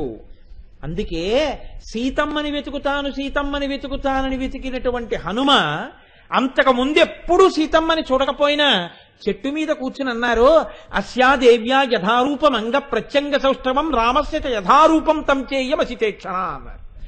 కాళ్ళు చేతులు వేళ్ళు నుదురు దగ్గర నుంచి సీతమ్మ తల్లి కాదు, నాకు సీతమ్మలా కనబట్టలేదు, నాకు రాముడు కనబడుతున్నాడు అన్నారు. అందుకని భవిష్యత్ బ్రహ్మ అయ్యారు. నాకు రాముడు కనపట్టలేదు, రాముడి నుంచి విడదీసిన సీత కనబడుతోంది అన్నాడు. 10 తలకాయలు తెగిపోయి. ఇది జ్ఞానికి అజ్ఞానికి ఉండే భేదం. అందుకని అది సుందరకాండ, ఉపాసనకాండ. అది సిద్ధి సర్గ. సీతమ్మ తల్లి దర్శనం అంటే సిద్ధి సర్గ అనడానికి కారణం అది. కాబట్టి ఇప్పుడు ప్రకృతి యందు పురుషుణ్ణి ఎవరు చూశాడో వాడు జ్ఞాని. ఇలాంటి దర్శనం చేసి మీకు చెప్తున్నది ఎవరు? శంకరాచార్యుల వారు. తన మీద పెట్టుకున్నారా? పెట్టుకుంటే ఆత్మస్థుతి, పెట్టుకోలేదు. ఇప్పుడు ఈ స్థితిని నువ్వు పొందాలంటే ఈ ప్రకృతి అంతా నీకు అర్థమే. ఇందులో నీకు శివుడు కనపడాలి, పురుషుడు కనపడాలి. అలా నువ్వు చూడ్డం రావాలి. అలా చూడ్డం రావాలంటే పట్టుకోవడం రావాలి. ఆ పట్టుకోవడానికి ప్రయత్నించేదే భక్తితో కూడిన కర్మాచరణము తప్ప ఏదో అన్నాను కానీ అమ్మా అది మాత్రం ఎలా సరిపోతుంది అన్నారు. ఎందుకని? కథంకారం భ్రూమస్తవ చుబుకం ఔపమ్యరహితం. అలా భక్తితో కూడిన కర్మాచరణం చేద్దామంటే మాత్రం వస్తుందా? ముహూర్తం పెట్టుకుని ఏకాదశి నుంచి భక్తిగా ఉంటానంటే భక్తి వస్తుంది ఏమిటి? అదే పూరియా శంకుస్థాపన ముహూర్తం పెట్టడానికి? ఈశ్వరానుగ్రహంగా రావాలి భక్తితో కూడిన కర్మాచరణం. కాబట్టి అమ్మ ఉపమానం నేను దానికి మాత్రం ఏం వేయగలను? ఇప్పుడు చెప్పండి, అమ్మవారి యొక్క గడ్డం ఒక్కదానికి ఉపమానం ఎందుకు వేయలేదో మీరు పట్టుకోగలిగారా? అది ఏ స్థాయి నుంచి ఏ స్థాయి వరకు వెళ్ళిపోతుందో చూడండి ఆ నామం.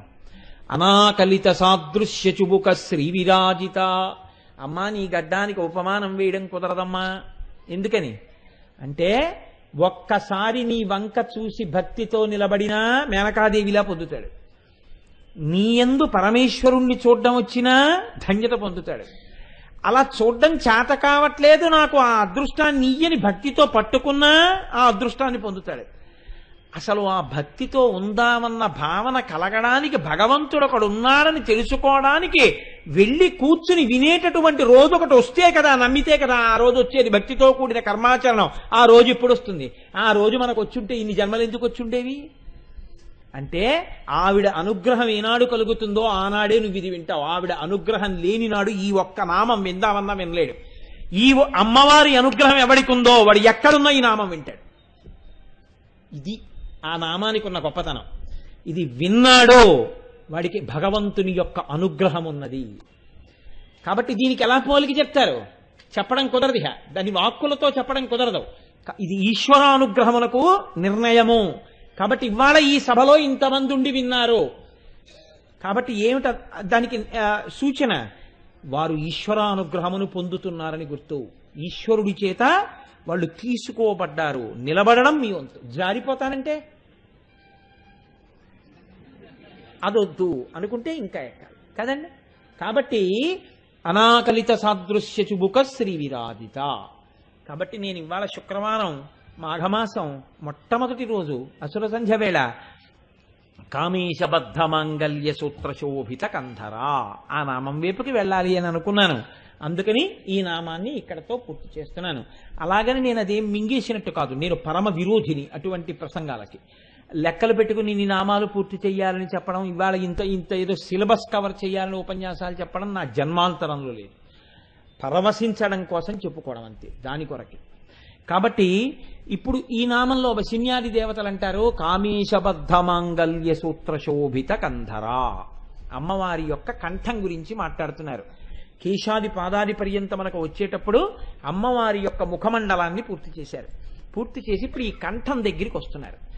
ఈ కంఠం దగ్గరికి వచ్చినప్పుడు మీరు ఒకటి జాగ్రత్తగా పట్టుకోవాలి.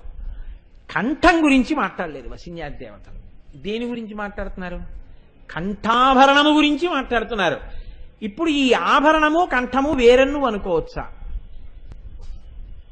అలా అనుకోవడానికి వీల్లేదు. కొన్ని కొన్ని ఆభరణములు ఏవై ఉంటాయంటే ఆ వ్యక్తి యొక్క స్థితికి సూచనలై ఉంటాయి. ఆ వ్యక్తి యొక్క అస్తిత్వమునకు సూచనలై ఉంటాయి. మీకు నేను బాగా చెప్పాలి అంటే నేను మీకు ఒక ఉదాహరణ చెప్పవలసి వచ్చింది అనుకోండి. ఆయన ఉపనయనం అయిపోయింది అని గుర్తు ఏమిటి? చేతికి ఒక ఉంగరం ఉంటుంది.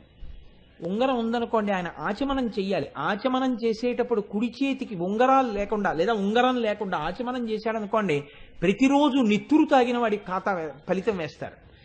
ఉంగరం ఉండి ఆచమనం చేయాలి. అందుకే ఉంగరం లేకపోతే దర్భ చుడతారు. దర్భ చుట్టి ఆచమనం చేయిస్తారు. కాబట్టి ఇప్పుడు ఆయన ఆచమనం చేస్తున్నాడు అంటే ఏమిటి? ఆయనకు ఉపనయనం అయిపోయిందని గుర్తు.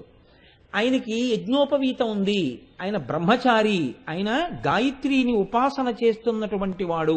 బ్రహ్మణ్య సిద్ధి కొరకు ప్రయత్నిస్తున్నవాడు అని గుర్తు. ఇప్పుడు పొరపాట్న కాని ఇంకొకలా కాని ఆ యజ్ఞోపవీతం జీర్ణమై కనపడింది. పెద్దలైన వారు అంగీకరించారు. పిలిచి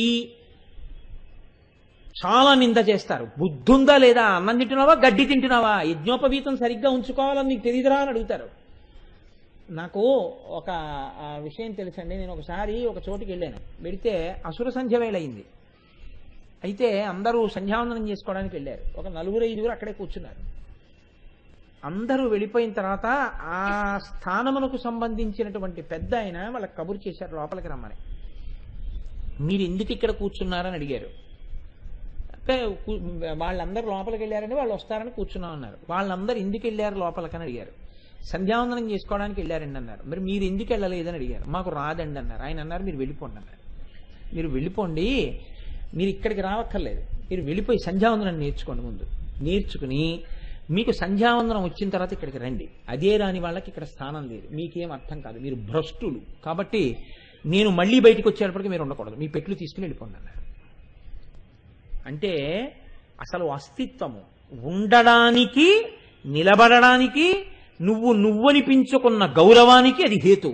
అప్పుడది నీ మొత్తం గౌరవానికి అది సూచన కూర్చుంటే ఇంకిప్పుడు నీ గురించి చెప్పడం ఎందుకు, దాని గురించి చెప్తే సరిపోతుంది.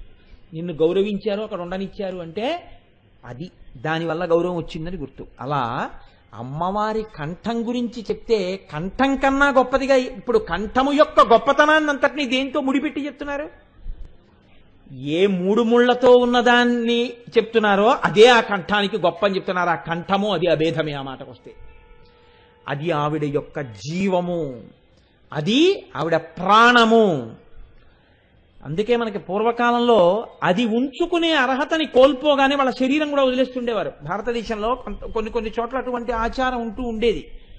కాబట్టి ఇప్పుడు అమ్మవారి గురించి చెప్తే కామేశబద్ధ మాంగళ్య సూత్ర శోభిత కంధర, మహాకామేశ్వరుడి చేత కట్టబడినటువంటి మంగళసూత్రము కంఠమునందు ప్రకాశిస్తున్నటువంటి తల్లి. ఇప్పుడు ఈ మంగళసూత్రము అందరూ కట్టించుకుంటారు లోకంలో. అందరూ కట్టించుకోవడానికి, అమ్మవారు కట్టించుకోవడానికి చాలా పెద్ద భేదం ఉంది. ఎందుకుంది అంటే వివాహమునందు అంతర్భాగము మంగళసూత్రధారణం. వివాహం ఎందుకు చేసుకుంటారు అంటే శాస్త్రం ఒకటే ప్రయోజనాన్ని చెప్పింది. ప్రధాన ప్రయోజనం ఏమి అంటే ఈ శరీరానికి ఆకలి ఎలా కలుగుతుందో, ఈ శరీరానికి దాహం ఎలా కలుగుతుందో, ఈ శరీరానికి బడలిక ఎలా కలుగుతుందో, ఈ శరీరానికి నిద్ర ఎలా కలుగుతుందో, ఈ మనస్సు ఎలా బడలిపోతుందో, అలా అత్యంత శక్తివంతమై నీ అంత నీవు నియంత్రించలేనిది తొక్కి పెట్టావో అదును చూసి కాటు వేసేది ఒకటి ఉంది. అది మనస్సు. ఆ మనస్సు యందు అత్యంత ప్రమాదకరమైనది ఏది? కామము. ఈ కామమును ధర్మబద్ధం చేసేస్తే వాడు హాయిగా జీవితంలో రాణిస్తాడు. కాబట్టి ఇప్పుడు ఈ కామమును ధర్మంతో ముడేసేయాలి. ముడేస్తే ఏమవుతుంది? దానికి అర్థం అనే పిల్ల పుడుతుంది. అందుకని ఇప్పుడు కామము ధర్మబద్ధం అయిపోవాలి. అందుకని ధర్మక్షేత్రంగా పట్టుకొచ్చి ఆడపిల్లని పురుషుడి పక్కన చేరుస్తారు.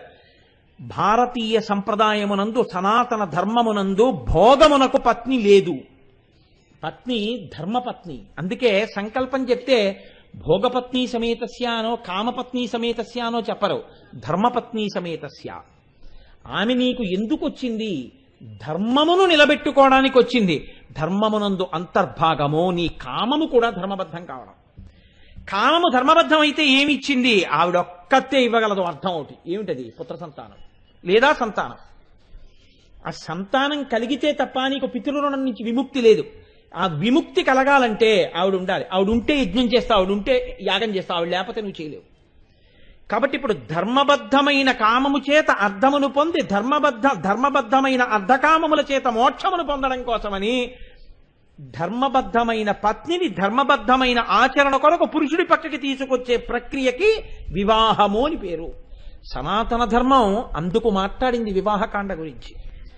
అంత గొప్పది వివాహకాండ. ఇందులో అంతర్భాగం మంగళసూత్రము. లోకంలో అందరూ ప్రధానంగా వివాహం దేని కొరకు అంటే కామమును ధర్మబద్ధం చేసుకోవడానికి.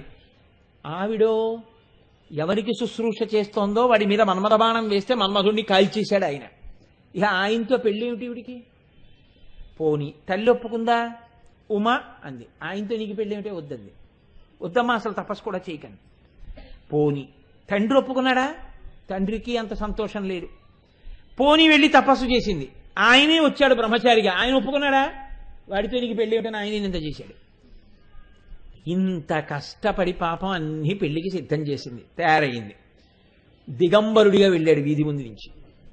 వెడితే మేనక చూసి వీడితో నీకు పెళ్ళి ఏమిటో, నిన్ను చంపేస్తాను, నేను చచ్చిపోతానంది.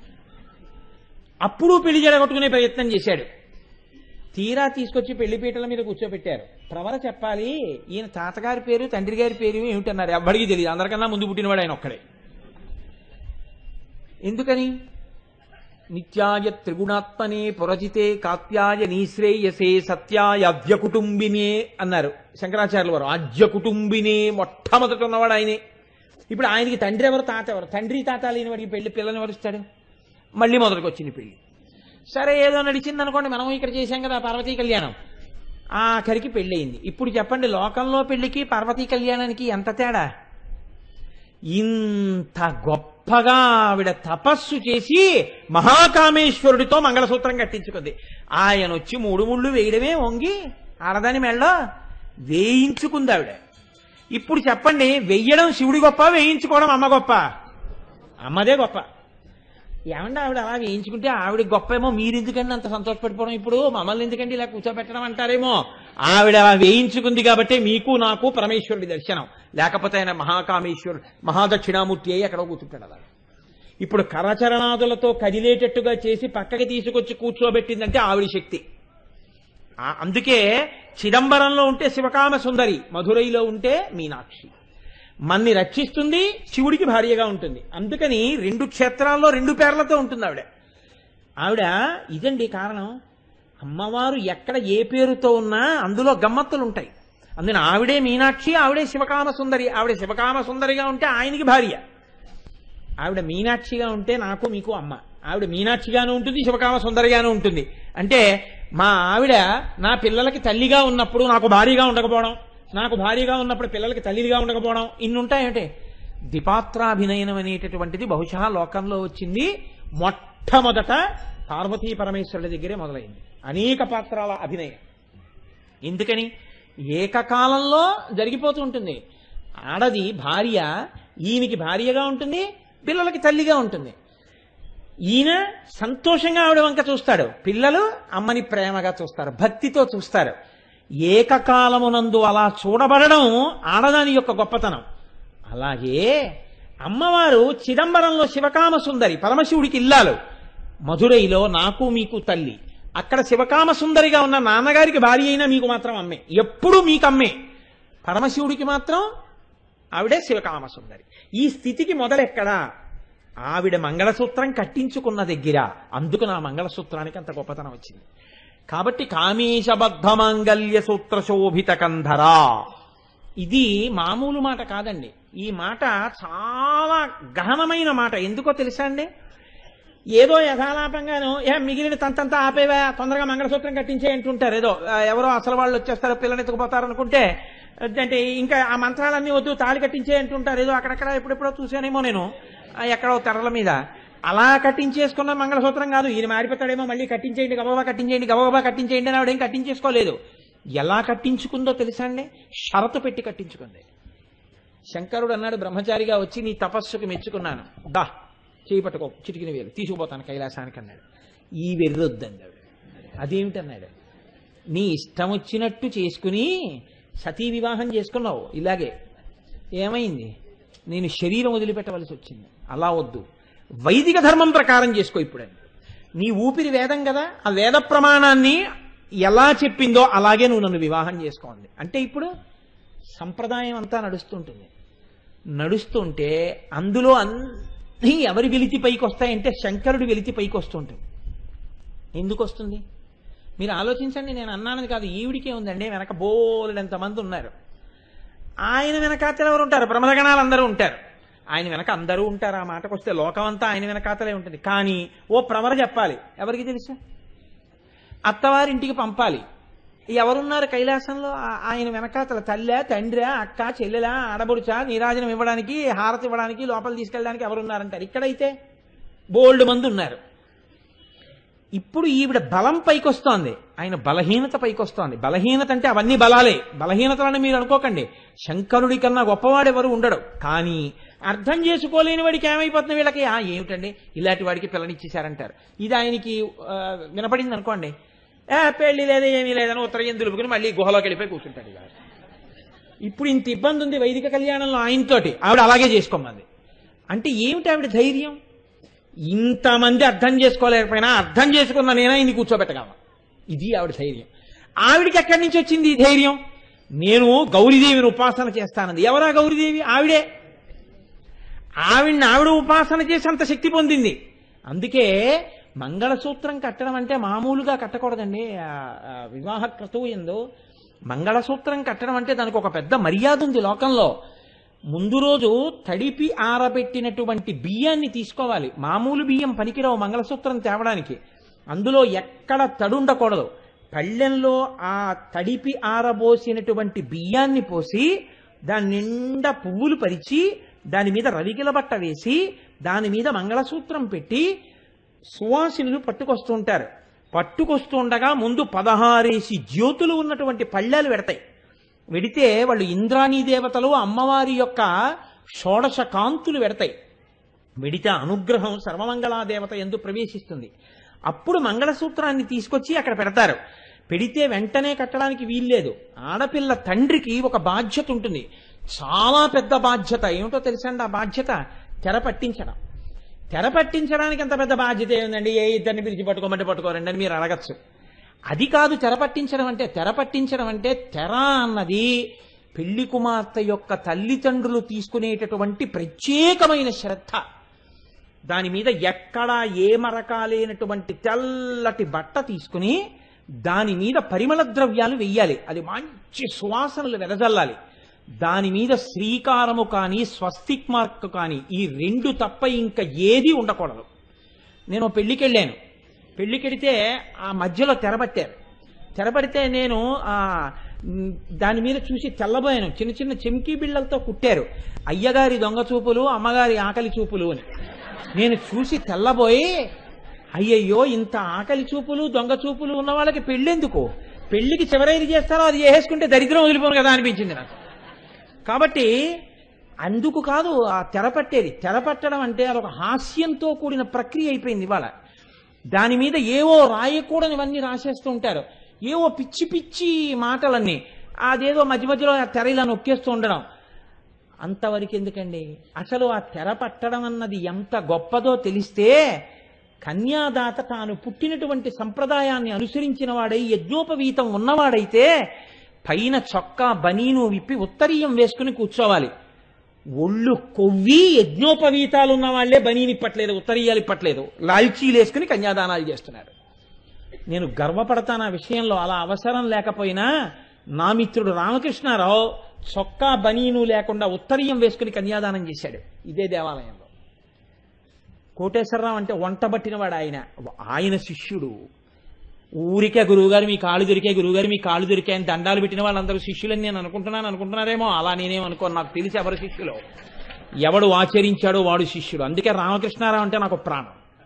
కారణం ఏంటంటే తక్కువ నా దగ్గర ఉన్నట్టుంటాడు, తక్కువ మాట్లాడతాడు, అంతా నే చెప్పిందే చేస్తాడు. ఎక్కడున్నా నే చెప్పిందే చేస్తుంటాడు. నే చెప్పనిది ఏది చేయడు. అలా చెయ్యాలా అని అనుమానం వస్తే నన్ను అడుగుతాడు వచ్చి. ఆయనే శిష్యుడు. రండి పెట్టేస్తున్నాను టైం అయిపోతుంది ఆఫీస్కి అంటుంటే మీకెందుకు నేను వడ్డించేశాను రండి అని 10 మాటలని. 10 అయిపోయింది, 10:30 అయిపోయింది, 11 అయిపోయింది. ఆవిడ డబ్బాలు సర్దుకుంటోంది అనుకోండి. మీరు నువ్వేం పలహారం పెట్టక్కర్లేదు, నేను బయలుదేరిపోతున్నాను వెళ్ళిపోతారు. ఎందుకు వెళ్ళిపోతారు అంటే రండి రండి రండి అని గౌరవంగా పిలిచి మీరు పెట్టకపోతే, చేయవలసింది చేయకపోతే ఆగ్రహానికి గురవుతున్నారా లేదా? ఖచ్చితంగా గురైపోతారు. మీరు ఈ మంత్రంతో ఆ ముగ్గురిని పిలిచి 3 ఇయ్యి అని అడిగినప్పుడు శాస్త్రం ఏం చెప్పిందంటే కనుబొమల మధ్య ప్రదేశాన్ని చూస్తూ నీ మనసులో ఇష్టదైవాన్ని తలుచుకో అని చెప్పింది. ఇది మానేసి వీడియో వైపు తిప్పిన బుర్ర నీ జీవితాన్ని రక్షిస్తుందా? నేను ఒక్క మాట చెప్తాను, నన్ను మన్నించండి. పిల్లలంత మంచి వాళ్ళు లోకంలో ఎవ్వరూ లేరు. నేను ఈ సభలో పెద్దవాళ్ళని పక్కకి పంపించేసి పిల్లలందరినీ కూర్చోపెట్టి నేను ఈ మాట చెప్తే నేను యథార్థం చెప్తున్నాను. ఏ తల్లి అయినా ఏ తండ్రి అయినా వీడియో వంక చూడంటే మాకు జీవితం కావాలి, మేము చూడం, మేము భూమధ్య స్థానాలు చూసుకుంటా అంటారు. గడ్డి తింటున్న వాళ్ళందరూ పెద్దవాళ్ళే. నన్ను క్షమించండి, మీరు ఏమనుకున్నా నాకేం భయం లేదు. పంచకట్టుకున్న కోటేశ్వరరావు ఎవరికి వెరవడు శాస్త్రానికి తప్ప. నేను ఎన్నో పెళ్లిళ్లలో చూశా. పెళ్లి కొడుకు పెళ్లి కూతురు ఇలా కూర్చోకూడదేమో అని అంటే కూర్చోండ్రా పెద్దవాళ్ళం అయిపోయాం, ఇంకా ఏమిటి మా ముచ్చట ఎప్పుడు తీరుతుంది, ఇలా చూడాలనే కదా బతికున్నాం అంటారు. ఏమీ తెలియదు, పచ్చి అజ్ఞానం. కానీ మాకన్నీ తెలుసనేటటువంటి ఒక అహంకారంతో మాకిది ఆనవాయితీ లేదంటుంటారు. ఆనవాయితీ ఏమిటి? ఆనవాయితీ ఏమిటండి? ఆనవాయితీ అన్న మాట ఒకటి ఉంటుందా? వేద ప్రమాణాన్ని పక్కన పెట్టేసి పెద్దరికం ఇచ్చారు కదా అని పేను పెత్తనం చేసి జుత్తు తెగ కొరికినట్టు అక్కర్లేని మాటలన్నీ బోధ చేస్తుంటారు. ఇవాళ పెళ్లిళ్లలో ఏమైపోతుందంటే మగ పెళ్లి వారి వైపు ఒకవేళ ఆయనకి కోరికున్నా ఆడపిల్ల వైపు ఉన్నవాడు వినడు. ఆడపిల్ల వైపు ఆడపిల్లన కన్నా తండ్రికి కోరికున్నా అలా కన్యాదానం చేద్దామని మగపిల్లాన్ని కన్నా తండ్రి వింటాం. ఒకవేళ వీళ్ళిద్దరూ మంచివాళ్ళై అవగాహన ఉండి విన్నా ఆ పైన ఉండే ఘటాలు గ్రహాలు వినవు. కాబట్టి ఎప్పుడు జరుగుతాయి వైదికమైన వివాహాలు? వినాలంటే అందరి యందు పూనికి రావాలి, పిల్లల దగ్గర నుంచి పెద్దవాళ్ల వరకు రావాలి. ఉత్తినే మంత్రం రాలేదు, ఉత్తినే అటువంటి ప్రయోజనం రాలేదు. రేపు పిల్లలు పుట్టకపోయిన తర్వాత గుళ్ళ చుట్టూ గోపురాల చుట్టూ తిరగమని ఎవడు చెప్పాడు నీకు? మొట్టమొదటి సుముహూర్త సమయంలోనే భూమధ్యస్థానాన్ని చూస్తే పోయేది కదా.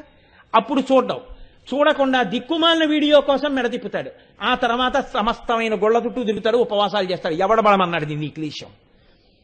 ఎన్నో చోట్ల చూశానండి నేను. నాకు అందుకే ప్రపంచంలో ఇవాళ నాకు అత్యంత కష్టమైన పనేది అంటే పెళ్లికి రండంటేనే నాకు బాధ. ఎందుకని అంటే ఈ అమర్యాద చూడ్డానికి బాధగా ఉంటుంది. అయ్యయ్యో ఎంత అమర్యాదగా ప్రవర్తిస్తున్నారా అని. ఆయన అడుగుతాడండి, అదేంటి జీలకర్ర బెల్లం పెట్టేసిన తర్వాత, నేను ఆడపిల్లని చూశానయ్యా, ఇలా భూమధ్యస్థానాన్ని చూశాను, నేను చూసినదే సుముహూర్తమగుగాక, మీరందరి మాట అనండి అని అడుగుతాడు. అందుకే కన్యా నిరీక్షణ ముహూర్తస్సు ముహూర్తోస్తు ఇది గృహంతో అంటాడు. అంటే అయ్యా మీరందరూ అనండి, ఇది సుముహూర్తమైంది అని అనండి అంటాడు. అంటే వీళ్ళు ఏమనాలి? అన్నం తినడానికి పశువులు వచ్చినట్టు రాలేదు పెళ్లికి. పెట్టిన వాడికి నిజాయితీ ఉంటే, వెళ్ళిన వాళ్ళకి ఆ సంస్కారం ఉంటే, వీళ్ళు చేతిలో అక్షతలు పట్టుకుని చెప్పులు విప్పి వేదిక మీదకి వెళ్ళాలి. వెళ్ళి వీళ్ళందరూ నోటితో వీళ్ళు మాట అనాలి, కన్యా నిరీక్షణ ముహూర్తస్సు ముహూర్తోస్తో అని. అంటే నువ్వు ఈ పిల్లని చూసినటువంటి ముహూర్తము సుముహూర్తమగుచున్నది అంటూ అక్షతలు వెయ్యాలి. అబ్బే మాకు అదేం గుర్తుండవండి అన్నారు అనుకోండి, కనీసం ఈశ్వర వీళ్ళిద్దరూ కోరుకున్నట్టుగా ఇటు పుట్టినిల్లు, అటు ఆయన ఆయుర్దాయం, ఆ పిల్ల చక్కగా పిల్లల తల్లై ఇద్దరు సంతోషంగా ఉండేటట్టుగా భగవంతుడా అనుగ్రహించు అని అక్షత వెయ్యాలి. అలా ఆశీర్వచనం చెయ్యాలంటే నీ కాళ్ళకి చెప్పులు ఉండకూడదు. వేదికల మీద పూర్ ఫెలో ఒక్క పురోహితుడు తప్ప అందరికీ బూట్లు చెప్పులే. కొన్ని చూస్తే ఆశ్చర్యంగా ఉంటుందండి. ఆ పిల్ల జీవితం దేని మీద ఆధారపడిందంటే ఆమె సుఖశాంతులు కట్టబోయే మంగళసూత్రం మీద ఆధారపడింది. ఈ తెచ్చినటువంటి జ్యోతుల యందు అమ్మవారి 16 కళలున్నాయి. ఆ దీపాలు వెలుగుతుంటే అందులో ఇంద్రాణీ దేవతలు ఉన్నారు. అందులో ఇంతమంది పతివ్రతలు జ్యోతుల రూపంలో వేదిక మీదకి వచ్చి కూర్చునుంటారు, పళ్ళెం రూపంలో. ఇంతమంది అక్కడ ఉంటే కొబ్బరి బొండం మీద మంగళసూత్రం పెట్టుంటుంది. మంగళగౌరీ దేవతకి పూజ అవుతుంది షోడశోపచారాలతో. మేము ఆడబడుచులమని, మేము ఇంకొక హోదాలని కుర్చీలేసి కూర్చుంటారు వేదిక మీద. కుర్చీలో కూర్చోలేకపోతే నీకు మోకాళ్ళ నిప్పులైతే కింద కూర్చో. అక్కడ ఇంద్రాణీ దేవతలు 16 కళలు ఉంటే, అక్కడ ఇంతమంది మంగళగౌరీ దేవత ఉంటే నువ్వు కుర్చీలో కూర్చుని చెప్పులు ఆడించడానికా? నీ మెళ్ళలోనూ మంగళసూత్రం ఉందే, నువ్వు లేచి కళ్ళకద్దుకుంటున్నావే, అదా నువ్వు వైదికమైనటువంటి వివాహం నందు ప్రవర్తించవలసిన మర్యాద? ఏం తెలుసునని చెప్పులేసికెక్కి కూర్చుంటున్నావు. ఇంకా దారుణం ఇవాల్టి రోజున ఏమైపోయిందంటే, అక్కడ మంగళసూత్రం కడుతుంటే, అక్కడ జీలకర్ర బెల్లం పెడుతుంటే, ఏమీ తెలియనటువంటి పిల్లలు, వాడితో కలిసి చదువుకున్న వాళ్ళు సెల్ ఫోన్లతో కెమెరాలు పట్టుకుని రే ఇటు చూడు ఇటు చూడు ఇటు చూడు అని.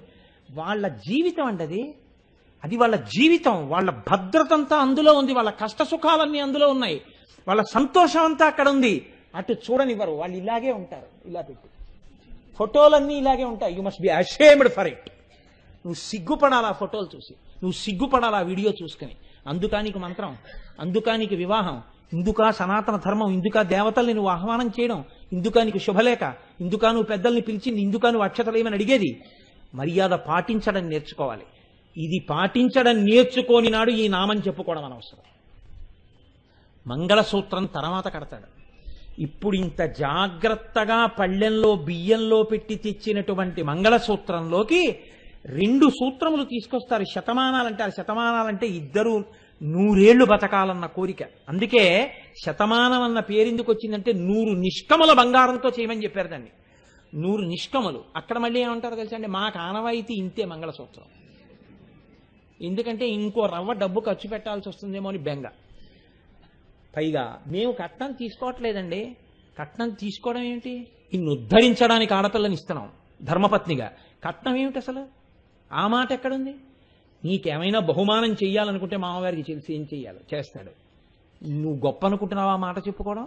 ఒక్క నాటికి కాదు, అది కితాబు కాదు. అసలు ఆ మాటే రాకూడదు నోటి వెంట. నీ వంశాన్ని ఉద్ధరించడానికి ఆడపిల్ల నీ ఇంటికి వస్తోంది, పొంగిపోవాలి నువ్వు. రామాయణం పొంగిపోయింది ఆ మాటకి. కనుక చూడండి, వైదికమైనటువంటి దోషాల్ని సవరించుకోకపోతే మనం ఇవాళ చేస్తున్నవి ఈ నామానికి అర్థం చెప్పుకొని మనం పొందే ప్రయోజనం ఏముంటుంది మీరు ఆలోచించండి. నేను కఠినంగా మాట్లాడాలని మీరు అనుకోకండి. నేను ఎవరినీ కఠినంగా మాట్లాడటం లేదు. అజ్ఞానము మన్నింపబడుతుంది, అహంకారము మాత్రము మన్నింపబడదు. కాబట్టి ఇప్పుడు ఈ మంగళసూత్రాల్ని 2 శతమానాలతో చేస్తారు. ఎందుకు చేస్తారో తెలుసా అండి? ఒక్కటే కారణం. ఇప్పుడు ఈ స్థితిలో ఈయన ఒక్క వంశాన్నే ఉద్ధరిస్తాడు, ఇటువైపు వంశాన్నే, పుట్టిన వైపే. ఆ పిల్ల ఇటువైపు నుంచి అటువైపుకు వెళ్ళిపోతుంది. ఈయన ఇలా కట్టేయగానే ఆ పిల్ల వెళ్ళిపోతుంది ఆయనతోటి. ఆ పిల్ల అలా వెళ్ళిపోతే ఇంకా ఇటువైపు వారిని ఆ పిల్ల ఉద్ధరించలేదని మీరు అనుకుంటున్నారా? అలా వెళ్ళిపోవడంలోనే ఉద్ధరించేస్తుంది. అది మంగళసూత్రం యొక్క గొప్పతనం. ఇక్కడ పుట్టి, ఇక్కడ పెరిగి, ఇక్కడ అన్నదమ్ములతో అక్క చెల్లెళ్లతో సుఖ సంతోషాలతో ఆడుకుని పెరిగినటువంటి పెద్ద పిల్ల, ఏమీ తెలియకుండా అమ్మ అమ్మ అమ్మ అంటూ అమ్మ వెంట తిరిగిన ఆడపిల్ల, నాన్నగారండి నాన్నగారండి నాన్నగారండి అంటూ నాన్నగారి దగ్గర గారాబాలొలకపోసిన ఆడపిల్ల, ముక్కు మొహం తిరిగినటువంటి వాడు 3 ముళ్ళు వేస్తే వాడి చిటికిన వేలు పట్టుకుని వెళ్ళిపోతోంది. ఏడవచ్చా అని అడిగింది శాస్త్రం. ఏడిస్తే అది అశుభం, ఏడవద్దని చెప్పింది. అలా ఆడపిల్ల వెళ్ళడం సనాతన ధర్మానికి పట్టుకోమరా. దానివల్ల నెలకి 3 వానల్లో 1 వాన ఆడదాని వల్ల కురుస్తోందండి. అలా వెళ్ళింది కాబట్టే ఈ జాతి బతికింది, ఈ జాతికి గౌరవం వచ్చింది. లేకపోతే గౌరవం ఎక్కడుంది?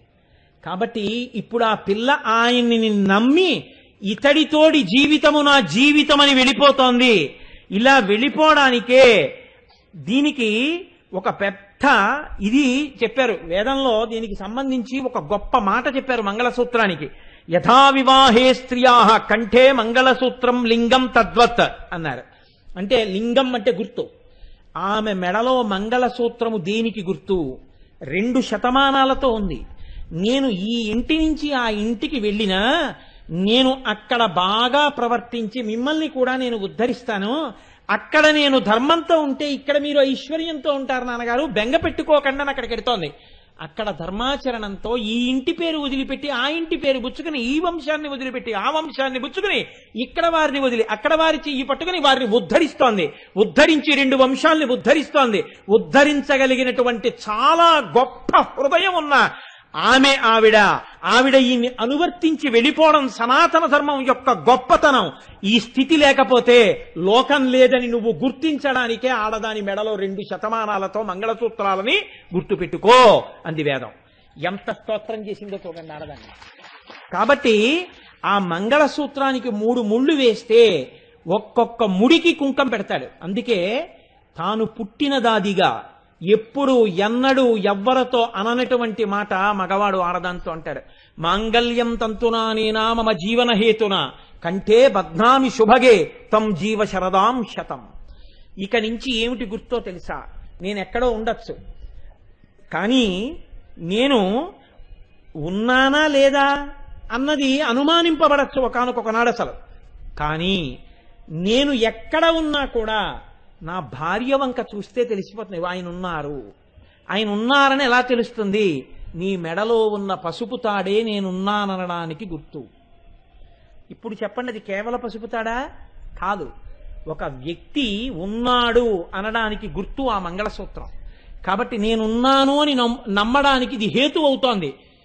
నేను ఉండడం అన్నది దేని మీద ఆధారపడిందో తెలుసా? నక్షత్రాన్ని బట్టి గండం వస్తుంది. నా గండం దేని వల్ల తొలగుతుందో తెలుసా? నీవు అందులో ఉన్న సర్వమంగళాదేవతని నమ్మి నమస్కరిస్తే నా గండం పోయి నేను నీ మెడలో మంగళసూత్ర రూపంలో బతికుంటాను. నువ్వు 100 ఏళ్లు బతుకు అంటాడు. 100 ఏళ్లు బతికి సర్వమంగళాదేవతని ఆ గౌరీదేవికి రోజు నమస్కారం చేయి. అందుకే భర్త పక్కనున్న మొదటి నమస్కారం మంగళసూత్రానికి. ఆవిడ అనుగ్రహంతో ఆ భర్త అలా కనపడుతూనే ఉంటాడు. కాబట్టి ఇంత గొప్ప శక్తి దేని ఎందున్నది? మంగళసూత్రమునందున్నది. మీరు వివాహ కాండని జాగ్రత్తగా పరిశీలనం చేయండి. సప్తపది ఉంది. అప్పటికి 7 అడుగులు నడుస్తారు. ఆ తర్వాత 7 అడుగులు నడిచినట్టు ఏమైనా గుర్తుంటుందా? ఏముండదు. పాణిగ్రహణం చేస్తాడు, ఏమైనా గుర్తుంటుందా? ఏముండదు. ఆయన చెయ్యి ఈవిడ చెయ్యి ఆయన పట్టుకుని వదిలిపెట్టేస్తారు కాసేపటికి. యోక్త్రబంధనం చేస్తాడు, మొల చుట్టూ దర్భలతో పేనిన తాడు కడతాడు. ఉంటుందా? వదిలిపెట్టేస్తారు. గృహప్రవేశం చేసే ముందు ఆ పవిట కొంగులో మూట కట్టి పంపిస్తారు. ఉంటుందా? తర్వాత విప్పేస్తారు. ఈమెకి వివాహంలో చేసినటువంటి అంగములు ఏ ఉన్నాయో అవన్నీ అప్పుడు జరిగి ఆ తర్వాత అయిపోతుంటాయి. పాణిగ్రహణం అప్పుడైంది, అయిపోయింది ఆ తర్వాత. కానీ ఒక్కటి మాత్రం వివాహంలో అయిపోయిందని జ్ఞాపకం పెట్టుకుని ఇక జీవితంలో తీయనిదంటూ ఉంటే మంగళసూత్రం ఒక్కటే. కాబట్టి ఇప్పుడు వివాహము యొక్క మొత్తం సారాంశం దేంట్లోకి వచ్చి నిలబడిపోయింది? మంగళసూత్రంలో నిలబడిపోయింది. ఇప్పుడు ఆ మంగళసూత్రాలను బట్టి పెళ్ళైపోయిందంటారు. ఆవిడ పాణిగ్రహణం చేసిందో లేదో నువ్వు చూడలేదు, ఆవిడ సప్తపది చేసిందో లేదో నువ్వు చూడలేదు, ఆవిడ మంగళసూత్రం చూసావు. ఆవిడ లక్ష్మీదేవి అండి, ఆవిడికి పెళ్లి అయిపోయిందంటారు. ఆవిడ పార్వతీదేవి అండి, ఆవిడికి పెళ్లి అయిపోయిందంటారు. ఇప్పుడు ఆమె ఒకరి ఇల్లాలు, లక్ష్మీ స్వరూప, పార్వతీ స్వరూప. దేన్ని బట్టి నిర్ణయిస్తున్నావు? మంగళసూత్రాన్ని బట్టి నిర్ణయిస్తున్నావు. శాస్త్రం అంది దీన్ని కంఠానికి ఎందుకు కడతారో నీకు తెలుసా? కంఠానికి కట్టడం వెనకాతల ఒకటే గుర్తు, ఆ కంఠంలో ఇది ఉంది కాబట్టి ఆయన ఉన్నాడు, ఆ కంఠంలో ఇది ఉంది కాబట్టి ఈవిడికి సంతోషం ఉంది. ఆయనతో కలిసి ఇటొచ్చి ఉద్ధరించడానికే ఆవిడొచ్చింది. ఆయనే ఆవిడికి సర్వస్వం. ఇప్పుడు అదే లేనినాడు ఇన్ని ఉన్నా ఒకటే, లేకపోయినా ఒకటే. కాబట్టి అన్నీ ఆవిడకుండడం, అన్నీ ఆయనకుండడం ఇదే. అందుకని ఇది కంఠంలో వేస్తారు. కంఠంలోనే ఎందుకు వెయ్యాలి అంటే 2 కారణాలు చెప్పారు పెద్దలు. కంఠమునందు వేసినటువంటి మంగళసూత్రం గుండెల దగ్గర తగులుతూ ఉంటుంది. హృదయస్థానమునందు ఈశ్వరుడు యొక్క పాదద్వంద ఉంటుంది. ఇక్కడే కూర్చుని ఉంటాడు. నివార సూకవత్ తన్వీ పీతాభాస్వత్యనూపమ. ఆ మంగళగౌరీదేవి అందుకే పుస్తెలు తీసుకెళ్లి సువాసుల మెళ్లల్లో పెట్టిస్తారు. ఒకసారి ఏ తల్లి ఆ సర్వమంగళా దేవతని ఆరాధన చేస్తోందో ఆ శక్తి మంగళసూత్రంలోకి రావాలని ఇప్పుడు అది రోజు గుండెల మీద తగులుతూ ఉంటుంది. రోజు పార్వతీ పరమేశ్వరుల పాద ద్వంద్వమునకు తగులుతూ ఉంటుంది. తగులుతుంటే అయ్యో ఈవిడ తన సౌభాగ్యాన్నంతటినీ తీసుకొచ్చి మన పాదాల దగ్గర పెట్టి నమ్ముకుంది. అమ్మా నీ పాదాల దగ్గర పెట్టుకున్నానమ్మా శతమానాల్ని, నేను 100 ఏళ్లు బతకడం కాదమ్మా, ఆయనతో కలిసి 100 ఏళ్లు బతకడం కోరుతున్నాను. దీన్ని నేను ఎవరి వల్ల కలుగుతుందని నమ్ముతున్నానో తెలుసా? నీ పాదాలు నమ్మానమ్మా. ఇది చెప్పడానికే ఆ శతమానాలు ఇక్కడ తగిలేటట్టుగా వేసుకుంటుంది ఆడది. ఏమి ఔదార్యం రా, నీ బతుకు ఆవిడ మెడలో ఉన్న మంగళసూత్రంలో ఉంది రా అది శాస్త్రం. అందుకని మంగళసూత్రం కంఠానికి ఆభరణంగా కడతారు. ఇది పతివ్రతా చిహ్నం, సుమంగళీ చిహ్నం, ఆడదాని ఔదార్యానికి చిహ్నం, సనాతన ధర్మము యొక్క గొప్పతనానికి చిహ్నం. 3 ముళ్ళు వేస్తారు. 3 ముళ్ళు అంటే సత్యం. ఏమండి ఇక్కడ తగలాలంటే ఇలా కట్టకూడదా అని అనుమానం రావచ్చు. అలా కట్టరు. ఎందుకు కట్టారో తెలుసా అండి? ఒక్కటే కారణం. ఈ పైన తల ఉంటుంది, ఈ కింద శరీరం ఉంటుంది. ఈ పైన ఉండేటటువంటి తల ఆదేశములను ఇస్తుంది. ఈ ఆదేశములు వెన్నుపాము నుంచి పెడతాయి.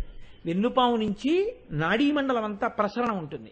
ఈ నాడీమండలం తలకాయ చేసినటువంటి నిర్ణయాల్ని రిసీవ్ చేసుకుంటుంది. ఈ కింద వచ్చినటువంటి కష్టాల్ని నివేదిస్తుంది పెద్ద మెదడికి. మీరు చిన్నప్పుడు చదువుకుంటుంటారు, ఇక్కడ చీమ కుడుతోంది అనుకోండి, చీమ కుడుతుంటే ఇక్కడ ఉన్న నాడులు ఏం చేస్తాయంటే తమంత తాముగా ఆదేశం ఇవ్వవు.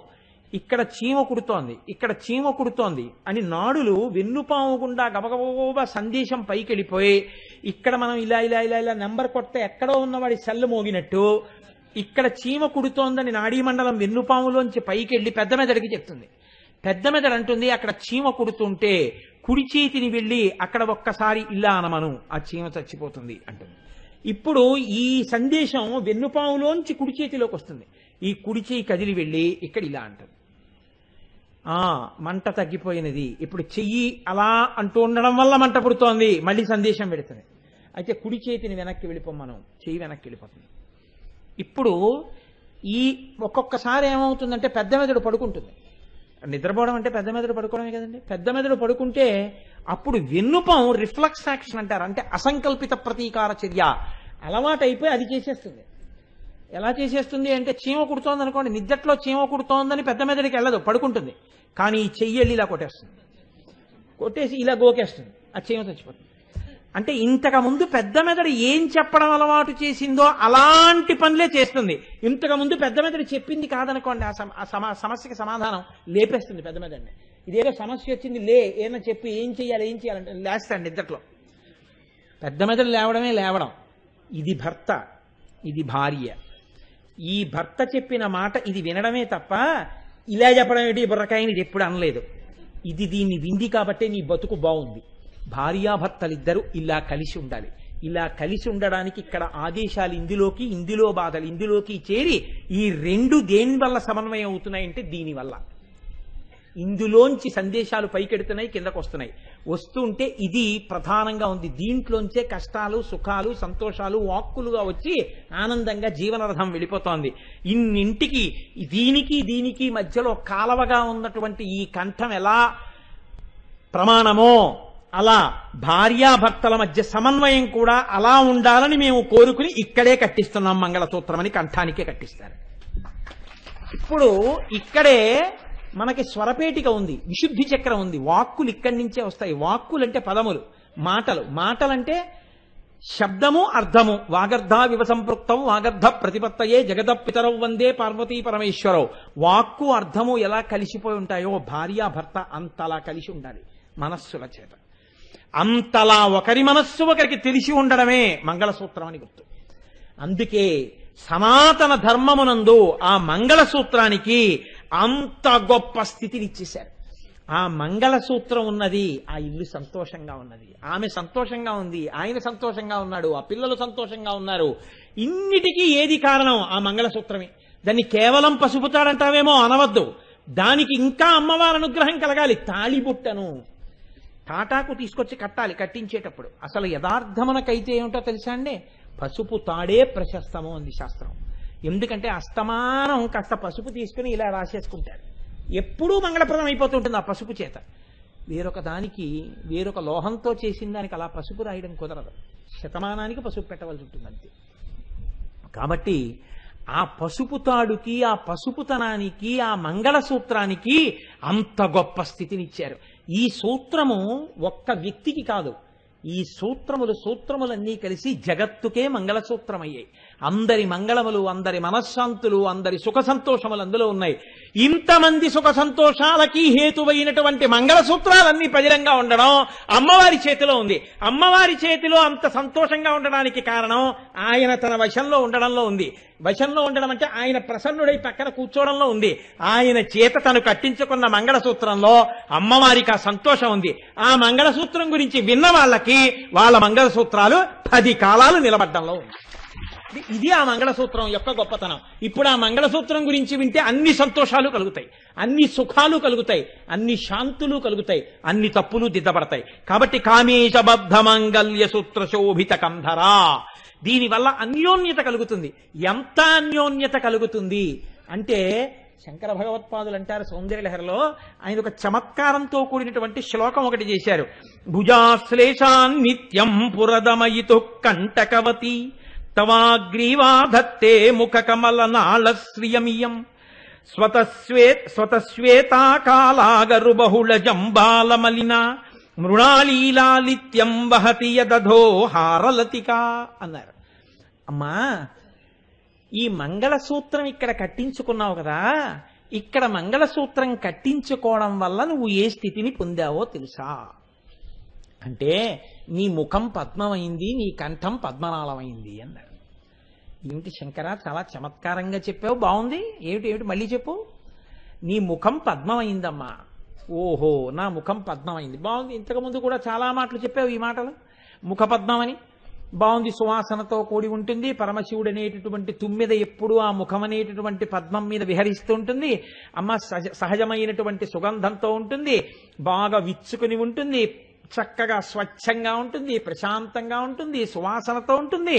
సరిపోయింది. మరి కంఠం పద్మనాళం అమ్మా.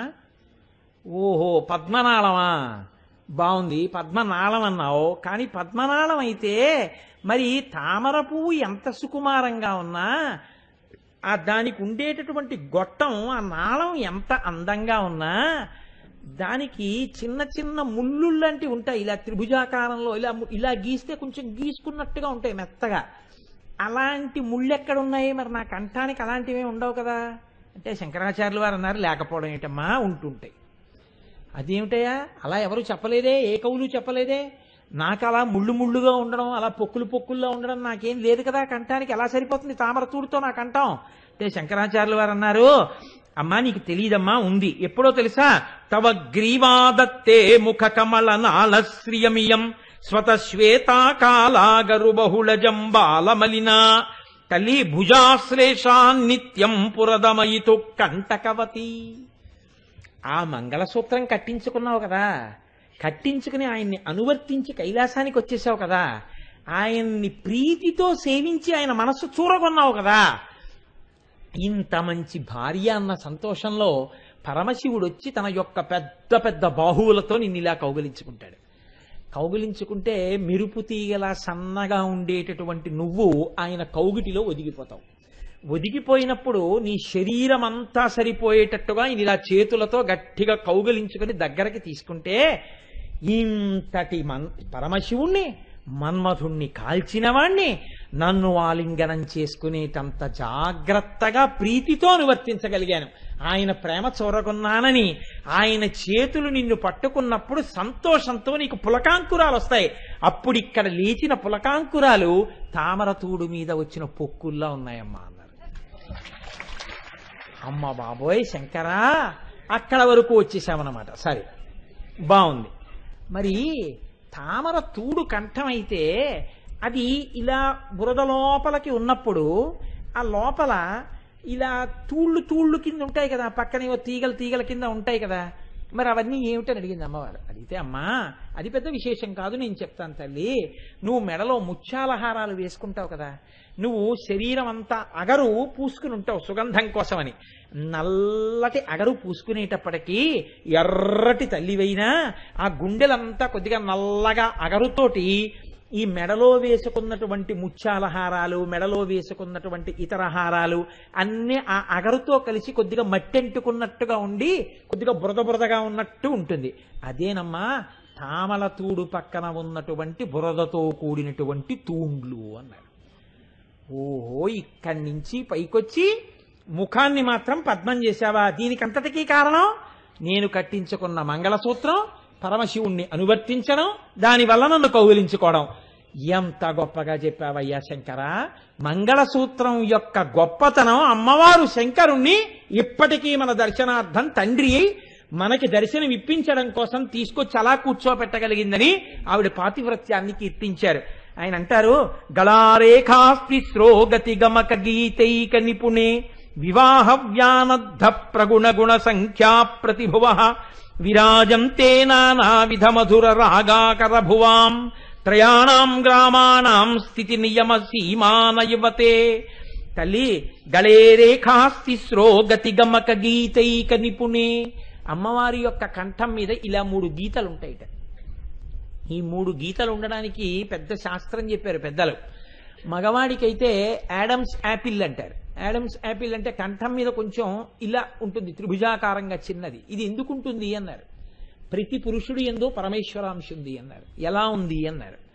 శంకరుడు హాలాహలం తాగుతున్నప్పుడు పార్వతీదేవికో ముచ్చటేసింది. ఈయన ఎప్పుడు ఏమన్నా చేయించుకోండి అంటే నాకెందుకు అంటారు మహాజ్ఞాని. ఇంత తెల్లగా ఉంటారు కదా, ఎలాగో మెళ్ళో ఏమీ వేసుకోరు, గభాలను ఆ కంఠం దగ్గర హాలాహలం ఆపేస్తే నల్లగా ఉండి ఓ నీలమణి వేసుకున్నట్టు ఉంటుందని ఆ కంఠం దగ్గర ఇలా పట్టుకుని ఆపిందిట. ఆపితే కంఠం దగ్గర ఉండిపోయిందిట. అది పరమశివుడి యొక్క కంఠంలో హాలాహలం ఉండిపోతే ఆయన యొక్క అంశతో వచ్చిన పురుషులందరికీ అది యాడమ్స్ యాపిల్గా వచ్చిందిట. ఆ క్రైస్తవ సంప్రదాయంలో యాడమ్స్ యాపిల్ అంటారు. అంటే కంఠం దగ్గర ఉండేటటువంటి కొంచెం ఉబ్బెత్తుగా ఉండేటటువంటిది శివాంశ. అలా ఎవరికైనా లేకపోతే వాళ్ళకి అమ్మవారి అనుగ్రహం ఎక్కువ ఉందని గుర్తు. పార్వతీ అంశతోనే ఉన్న పురుష స్వరూపం అని శ్యామశాస్త్రి గారు. కాబట్టి అది మగవాడికి ఇలా ఉంటుంది, ఆడదానికి 3 గీతలు ఉంటాయన్నారు. ఈ 3 గీతలు ఏమిటో తెలుసా? మహాజ్ఞాని అయినటువంటి పరమశివుణ్ణి కూడా పక్కన కూర్చోపెట్టుకుని ఆయన కూడా మన యొక్క కష్ట సుఖాలు చూసేటట్టుగా చెయ్యగలిగినటువంటి త్రిగుణములతో కూడిన వాడిగా శంకరుణ్ణి కిందకి దింపి తీసుకొచ్చినటువంటి స్థితి అమ్మవారి కంఠం మీద 3 మడతలు, 3 గీతలు. ఈ 3 గీతలే మహాపతివ్రతల యొక్క సూచనలు. ఆ 3 గీతలు ఎవరికి ఉంటాయో వాళ్ళు సంగీతంలో చాలా గొప్ప స్థితిని పొందుతారని, మహాభక్తులై సాక్షాత్ అమ్మవారి అంశని పొంది ఉంటారని గుర్తు. కాబట్టి సాముద్రికం అలా మాట్లాడుతుంది. అమ్మవారి కంఠం మీద 3 మడతలు చూసి శంకరాచార్యులు వారు అన్నారు, అమ్మా నాకైతే ఏమనిపిస్తోందో తెలుసా, సంగీతంలో గ్రామము అని ఒకటి ఉంటుంది. ఈ గ్రామమునకు షడ్జ, మధ్యమ, గాంధార అని 3 హద్దులు. బాగా పైకి పాడారనుకోండి షడ్జ, మధ్యమంలో పాడితే మధ్యమ, గాంధార అంటే కింద స్థాయి. ఈ 3 గ్రామములు అంటారు. సంగీతం బాగా తెలుసున్నటువంటి వాళ్ళైతే సంగీతాన్ని పాడేటప్పుడు దాన్ని క్రమబద్ధంగా పాడేటటువంటి వాళ్ళు మార్గ సంగీతము అంటారు. అలా కాకుండా రంజకత్వం కోసం పాడతారు. అంటే దానికి సంగీతం ఉండదు, దానికి రాగతాళ ధ్వనులతో సరిపోయి ఉండదు, కానీ పాట వినడానికి చాలా బాగుంటుంది. వినడానికి బాగుండి రంజకత్వంతో మాత్రమే ఉన్నటువంటి సంగీతాన్ని దేశీ సంగీతము అంటారు. కోయిల కూస్తోంది అనుకోండి, చాలా బాగుంటుంది, కానీ కూ కూ అన్న దాంట్లో స్వరమే ఉంది. రాగతాళాలు ఏమిటి? షడ్జమమా, మధ్యమమా, గాంధారమా, లేకపోతే తోడి రాగమా, ఆనంద భైరవ, శంకరాభరణంతో కలిసిందా, ఏ స్వరం వేస్తున్నారు, ఏ స్థాయిలో ఉంది, దాని శృతి ఎంత అని అడిగారు అనుకోండి, చెప్పలేరు. కానీ పరమ గొప్ప సంగీత విద్వాంసుడు ఉన్నాడనుకోండి, ఆయన ఏం చేస్తాడంటే ముందు శృతి పెట్టుకుంటాడు. ఇంత స్థాయిలో పాడతాను అని నిర్ణయం చేసుకుంటాడు. నిర్ణయం చేసుకుని కీర్తన ప్రారంభం దగ్గర నుంచి కీర్తన చివరి వరకు కూడా ఆ హద్దులోనే పాడతాడు. ఈ హద్దు దాటకుండా పాడతాడు. ఒక కీర్తన చేసేటప్పుడు చాలా మంద్రంగా పాడితేనే బాగుంటుంది. ఇది గీత అంటారు. గీత అంటే గీతం, గీతంలో సాహిత్యం ఉంటుంది. ఇప్పుడు ఈ సాహిత్యాన్ని బట్టి పాట పాడాలి. ఇప్పుడు మీకు నేను ఒక ఉదాహరణ చెప్పవలసి వచ్చింది అనుకోండి, ఏంటి అమ్మా, నీకు నేను ప్రతిరోజు పూలు తెచ్చి పూజ చేద్దాం అనుకుంటున్నాను, కానీ ఎంగిలి లేని పూలు తెద్దామంటే ఆ ప్రతి తుమ్మెద పువ్వుల మీద వాలుతోంది, చెంతనున్న తేటి తుమ్మెద ఎంగిలంటున్నాయి లింగ మహానుభావ అని పాడాలనుకోండి, దాన్ని మహానుభావ అన్నారు అనుకోండి పెద్ద స్థాయిలో, దాన్ని వేగంగా పాడారనుకోండి, దాని ఆ ఆవిష్కరణ రాదు. గీతమునందున్న సాహిత్యమును తెలుసుకోవాలి. అందుకే నేను తరచు చెప్తూ ఉంటాను సంగీత విద్వాంసుల సభల్లో, విద్వాంసులు అంటే నేర్చుకునే పిల్లల దగ్గర, సాహిత్యం తెలియని పాట పాడవద్దు అని చెప్తుంటాను. శృతి బాక్స్ ఒక్కటే సంగీతం కాదని గుర్తుపెట్టుకోండి, సాహిత్యం తెలిసి పాడండి. ననుబ్రోవామని చెప్పావే సీతమ్మ తల్లి, ననుబ్రోవామని చెప్పావే అంటే ఆర్ద్రత ఉండాలి. ఆ ఆర్ద్రతకి గుర్తు ఈ గ్రామము. అది షడ్జమా, మధ్యమమా, గాంధారమా, ఈ 3 ఏ గ్రామంలో దాన్ని పాడాలి. ఈ గ్రామంలో కూడా కొన్ని వందల సంవత్సరాల క్రితం అయితే గగ్రామము, సగ్రామము, మగ్రామము ఇన్ని గ్రామాలు ఉండేవి. కానీ ఇంచుమించుగా ఇప్పుడు సంగీత శాస్త్రంలో అన్ని గ్రామాలు అంతరించిపోయి సగ్రామం ఒక్కటే మిగిలింది. ఇప్పుడు ఏ కీర్తనలు చేసినా ఆ గ్రామంలోనే చేస్తారు. కాబట్టి ఇప్పుడు మిగిలినటువంటి ఆ ఒక్క స్థాయిలోనూ జాగ్రత్తగా గురువు దగ్గర నేర్చుకున్నటువంటి రాగతాళ సమన్వయంతో పాడితే, అలా జాగ్రత్తగా పాడగలిగితే దాన్ని ఏమంటారు అంటే మార్గ సంగీతము అని పిలుస్తారు. అలా ఏమీ పట్టించుకోకుండా రంజకత్వం కోసం పాడారనుకోండి, అంటే ఇప్పుడు నన్ను పాట పాడమన్నారు అనుకోండి, మీరు నేనేం రాదని అనక్కర్లేదు, ఏదో పాట మీరు సంతోషం, గోదావరి గట్టుంది, గట్టు మీద చెట్టుంది, చెట్టు కొమ్మన పెట్టుంది, పిట్ట మనసులో ఏముంది అన్నాను అనుకోండి, ఏదో పాడి అబ్బో చాలా బాగుందని మీరు అనొచ్చు. అంటే ఇది రంజకత్వం అంటారు. అవతల వాళ్ళు సంతోషించడానికి పాడతాడు, అందులో సంగీతం ఉంటుందా అంటే ఉండదు, అది దేశీ సంగీతం. కానీ మార్గ సంగీతమునందు గ్రామములు హద్దు. కీర్తన ఎలా మొదలు పెట్టారో అలాగే పూర్తి చేయాలి. అలా పూర్తి చెయ్యాలి అంటే ఆ గ్రామములు తెలిసి ఉండాలి. దాని యందు సంగీతం ఉంది, సాహిత్యం ఉంది. సంగీత సాహిత్యములు 2 ఎక్కడున్నాయో తెలుసా అమ్మా? నీ కంఠం మీదున్న 3 గీతల్లో ఉన్నాయి. అవే గ్రామములై ఉన్నాయి. కాబట్టి తల్లి, అందుచేత నీ కంఠమునందు సంగీత సాహిత్యములుండి ఆ మంగళసూత్రం మమ్మల్ని అందరినీ తరింపచేస్తోందమ్మా, అంత గొప్ప మంగళసూత్రం. కాబట్టి తల్లి, నేను కోరుకునేది ఏమంటే, నీ మెడలో ఉన్న మంగళసూత్రమును స్తోత్రము చేసిన నాడు కామేశబద్ధ మంగళ్య సూత్ర శోభిత కంధరా, మహాకామేశ్వరుడి చేత కట్టబడినటువంటి మంగళసూత్రము చేత ప్రకాశిస్తున్నవో తల్లి అని నేను పిలిస్తే, దాని చేత నా కోరికలు కూడా తీరి, నాకు కూడా ధర్మమునందు అనురక్తి కలిగి, నేను కూడా పరమేశ్వరుడి పాదముల యందు భృంగమునై ఈ లోకమంతా భార్యాభర్తలందరూ సంతోషంగా, కుటుంబాలు సంతోషంగా, ఆడవాళ్లు ఐదోతనంతో, మగవాళ్లు దీర్ఘాయుష్మంతులై ప్రతి కుటుంబం లక్ష్మీనారాయణ స్వరూపమై, పార్వతీ పరమేశ్వర స్వరూపమై ఆనందమునకు ఆలవాలమై ఉండడానికి నేను తలుచుకుని నమస్కరించేది కూడా ఒక్కటేనమ్మా, ఆ మంగళ దేవతకే నమస్కరిస్తున్నాను. మీకు ఇక్కడ ఒక పెద్ద రహస్యం ఒకటి చెప్తా. పెళ్లి కాని ఆడపిల్లలకి పెద్దలు ఏం చెప్తారంటే లలితా సహస్రనామ స్తోత్రం చదివేటప్పుడు శ్లోకాల్లోంచి శ్రీమాత శ్రీ మహారాజ్ఞి శ్రీమత్సింహాసనేశ్వరి అని వెంటనే కామే శబద్ధ మాంగళ్య సూత్రశోభిత కంధర, మళ్ళీ శ్రీమాత శ్రీ మహారాజ్ఞి శ్రీమత్సింహాసనేశ్వరి చిదగ్నికుండ సంభూత దేవ కార్య సముద్యత, మళ్ళీ కామే శబద్ధ మాంగళ్య సూత్రశోభిత కంధర. ఇలా ఆడపిల్ల శ్లోకంలో పైపాదం చెప్పి మళ్ళీ ఇది, మళ్ళీ చెప్పి మళ్ళీ ఇది, ఇలా ఎక్కడ చెప్తారో ఆడపిల్ల అలా కాని చెప్తే ఆ పిల్లకి చాలా తొందరగా అమ్మవారి అనుగ్రహంతో మంచి వరుడొచ్చి వివాహం జరుగుతుంది. 2, పెళ్లిళ్ళు జరిగేటప్పుడు ఎప్పుడైతే ఈ జ్యోతులను తీసుకురావడానికి ముత్తైదువులు లోపలికి వెడతారో ఆ జ్యోతులు తీసుకొచ్చే సమయంలో సువాసినులు అక్కడ కూర్చుని లలితా సహస్రంలోంచి శ్రీమాతా శ్రీ మహారాజ్ఞి దగ్గర మొదలుపెట్టి ఒక పక్కన మహాసంకల్పం చదువుతుంటారు, ఒక పక్కన అన్యోన్య దాంపత్యం చెప్తుంటారు.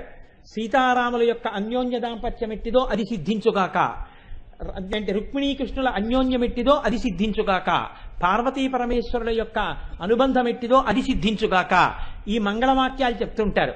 పెద్దలైనటువంటి వారు వచ్చి ఆశీర్వచనానికి సిద్ధపడుతుంటారు. మంగళవాయిద్యాలు మోగుతుండగా సువాసినులైనటువంటి వారు పరమభక్తితో ఇంకా సమయం తెలుస్తుంది, ఇంకా దగ్గరికి వచ్చేస్తోంది ముహూర్తం అని, మహాసంకల్పం అయిపోతుంటుంది. అప్పుడు సువాసినులు అక్కడ కూర్చుని తప్పు లేకుండా శ్రీమాత శ్రీ మహారాజ్ఞి శ్రీమత్సింహాసనేశ్వరితో మొదలుపెట్టి కామే శబద్ధ మాంగళ్య సూత్రశోభిత కంధర ఈ నామం వరకు చదివిన తరువాత మగపిల్లవాడి చేత ఆడపిల్ల మెడలో తాళి కట్టించినా జీలకర్ర బెల్లం పెట్టించినా అమ్మవారి యొక్క అనుగ్రహము పరిపూర్ణముగా కలిగి ఆ మంగళసూత్రంలో అమ్మవారు పరిపూర్ణంగా ఆవాహన అవుతుంది. ఆవాహనై ఆ దంపతులు సంతోషంగా వృద్ధిలోకి వచ్చి సంతానం వృద్ధిలోకి వచ్చి ఎక్కడ పెళ్లిళ్ళైనా అబ్బా ఒక్కసారి వాళ్ళతో అక్షతలు వేయించుకోండి, ఒక్కసారి వాళ్ళు వచ్చి అక్షతలు వేస్తే బాగుండు, వాళ్ళు ఆశీర్వచనం చేస్తే బాగుండని వాళ్ళు రాకపోతే ఆ దంపతుల దగ్గరికి తీసుకెళ్లి నూతన జంటలతో నమస్కారాలు చేయించి 7 తరాల వరకు వాళ్ళల్లా బతకండ్రా అని చెప్పుకునేటటువంటి అన్యోన్య దాంపత్య సిద్ధి దీని వలన కలుగుతుంది. ఆ మంగళసూత్ర మహిమ చేత కలుగుతుంది. మంగళసూత్రానికి ఆ శక్తి ఎక్కడి నుంచి వస్తుంది? ఈ నామాల చేత వస్తుంది. పెళ్లి కాని ఆడపిల్ల పెళ్ళై గృహస్థాశ్రమంలోకి ఎలా వెడుతుంది? ఒక పురుషుడికి భార్య అంత శోభని దేని వల్ల పొందుతుంది? అమ్మవారి మంగళసూత్రానికి నమస్కారం చేస్తే మంగళసూత్రం మెళ్ళో పడుతుంది. ఆడది ప్రతిరోజు ఒక్కసారి అమ్మవారి దగ్గరికి వెళ్ళి చిటికెడి పసుపు కుంకం చేత్తో పట్టుకుని అమ్మా నీ మెడలో మంగళసూత్రం ఎలా ఉందో నా మెడలో మంగళసూత్రం కూడా తల్లి అలాగే నిలబెట్టమ్మా అని చిటికెడు పసుపు కుంకం వేసి ఆ కుంకం తీసి శతమానానికి రాసుకుంటే ఆమె శతాయుష్కురాలై నిండు పసుపు కుంకాలతో హాయిగా సంతోషంగా భర్తని అనువర్తించినదై భర్త మనస్సు గెలుచుకుని ఆయన ఈవిణ్ణి చూసుకుని పొంగిపోయి ఇద్దరూ ధర్మ మార్గంలో ప్రస్థానం చేసి ఇద్దరూ పరమేశ్వరుడి యందు నిశ్చలమైన భక్తితో 3 తరాలు చూసి జీవితాలు పండించుకుంటారు. ఇన్ని శక్తులు ఇందులో ఉన్నాయి, ఆ నామంలో ఉంది. ఆ నామం యొక్క గొప్పతనం ఏమిటి? కాకినాడ పట్టణంలో మీకొక్కటే చెప్తా ఉదాహరణ. నేను లలితా సహస్రనామ స్తోత్రానికి వ్యాఖ్యానం మొదలుపెట్టినప్పుడు ఇవాళ కామేశబద్ధ మాంగళ్య సూత్రశోభిత కంధర వస్తుందని నేనేం లెక్కలు కట్టలేదు. అలా నేను ఇప్పుడు కట్టలేను కూడా, అది కుదిరే మాట కాదు కూడా. మాఘమాసం మొట్టమొదటి రోజున శుక్రవారం కలిసి పోని నామం అంటే నేను చెప్పాను. శుక్రవారం నాడు మాఘశుద్ధ పాడ్యమి నేను తీసుకురాలేను కదా.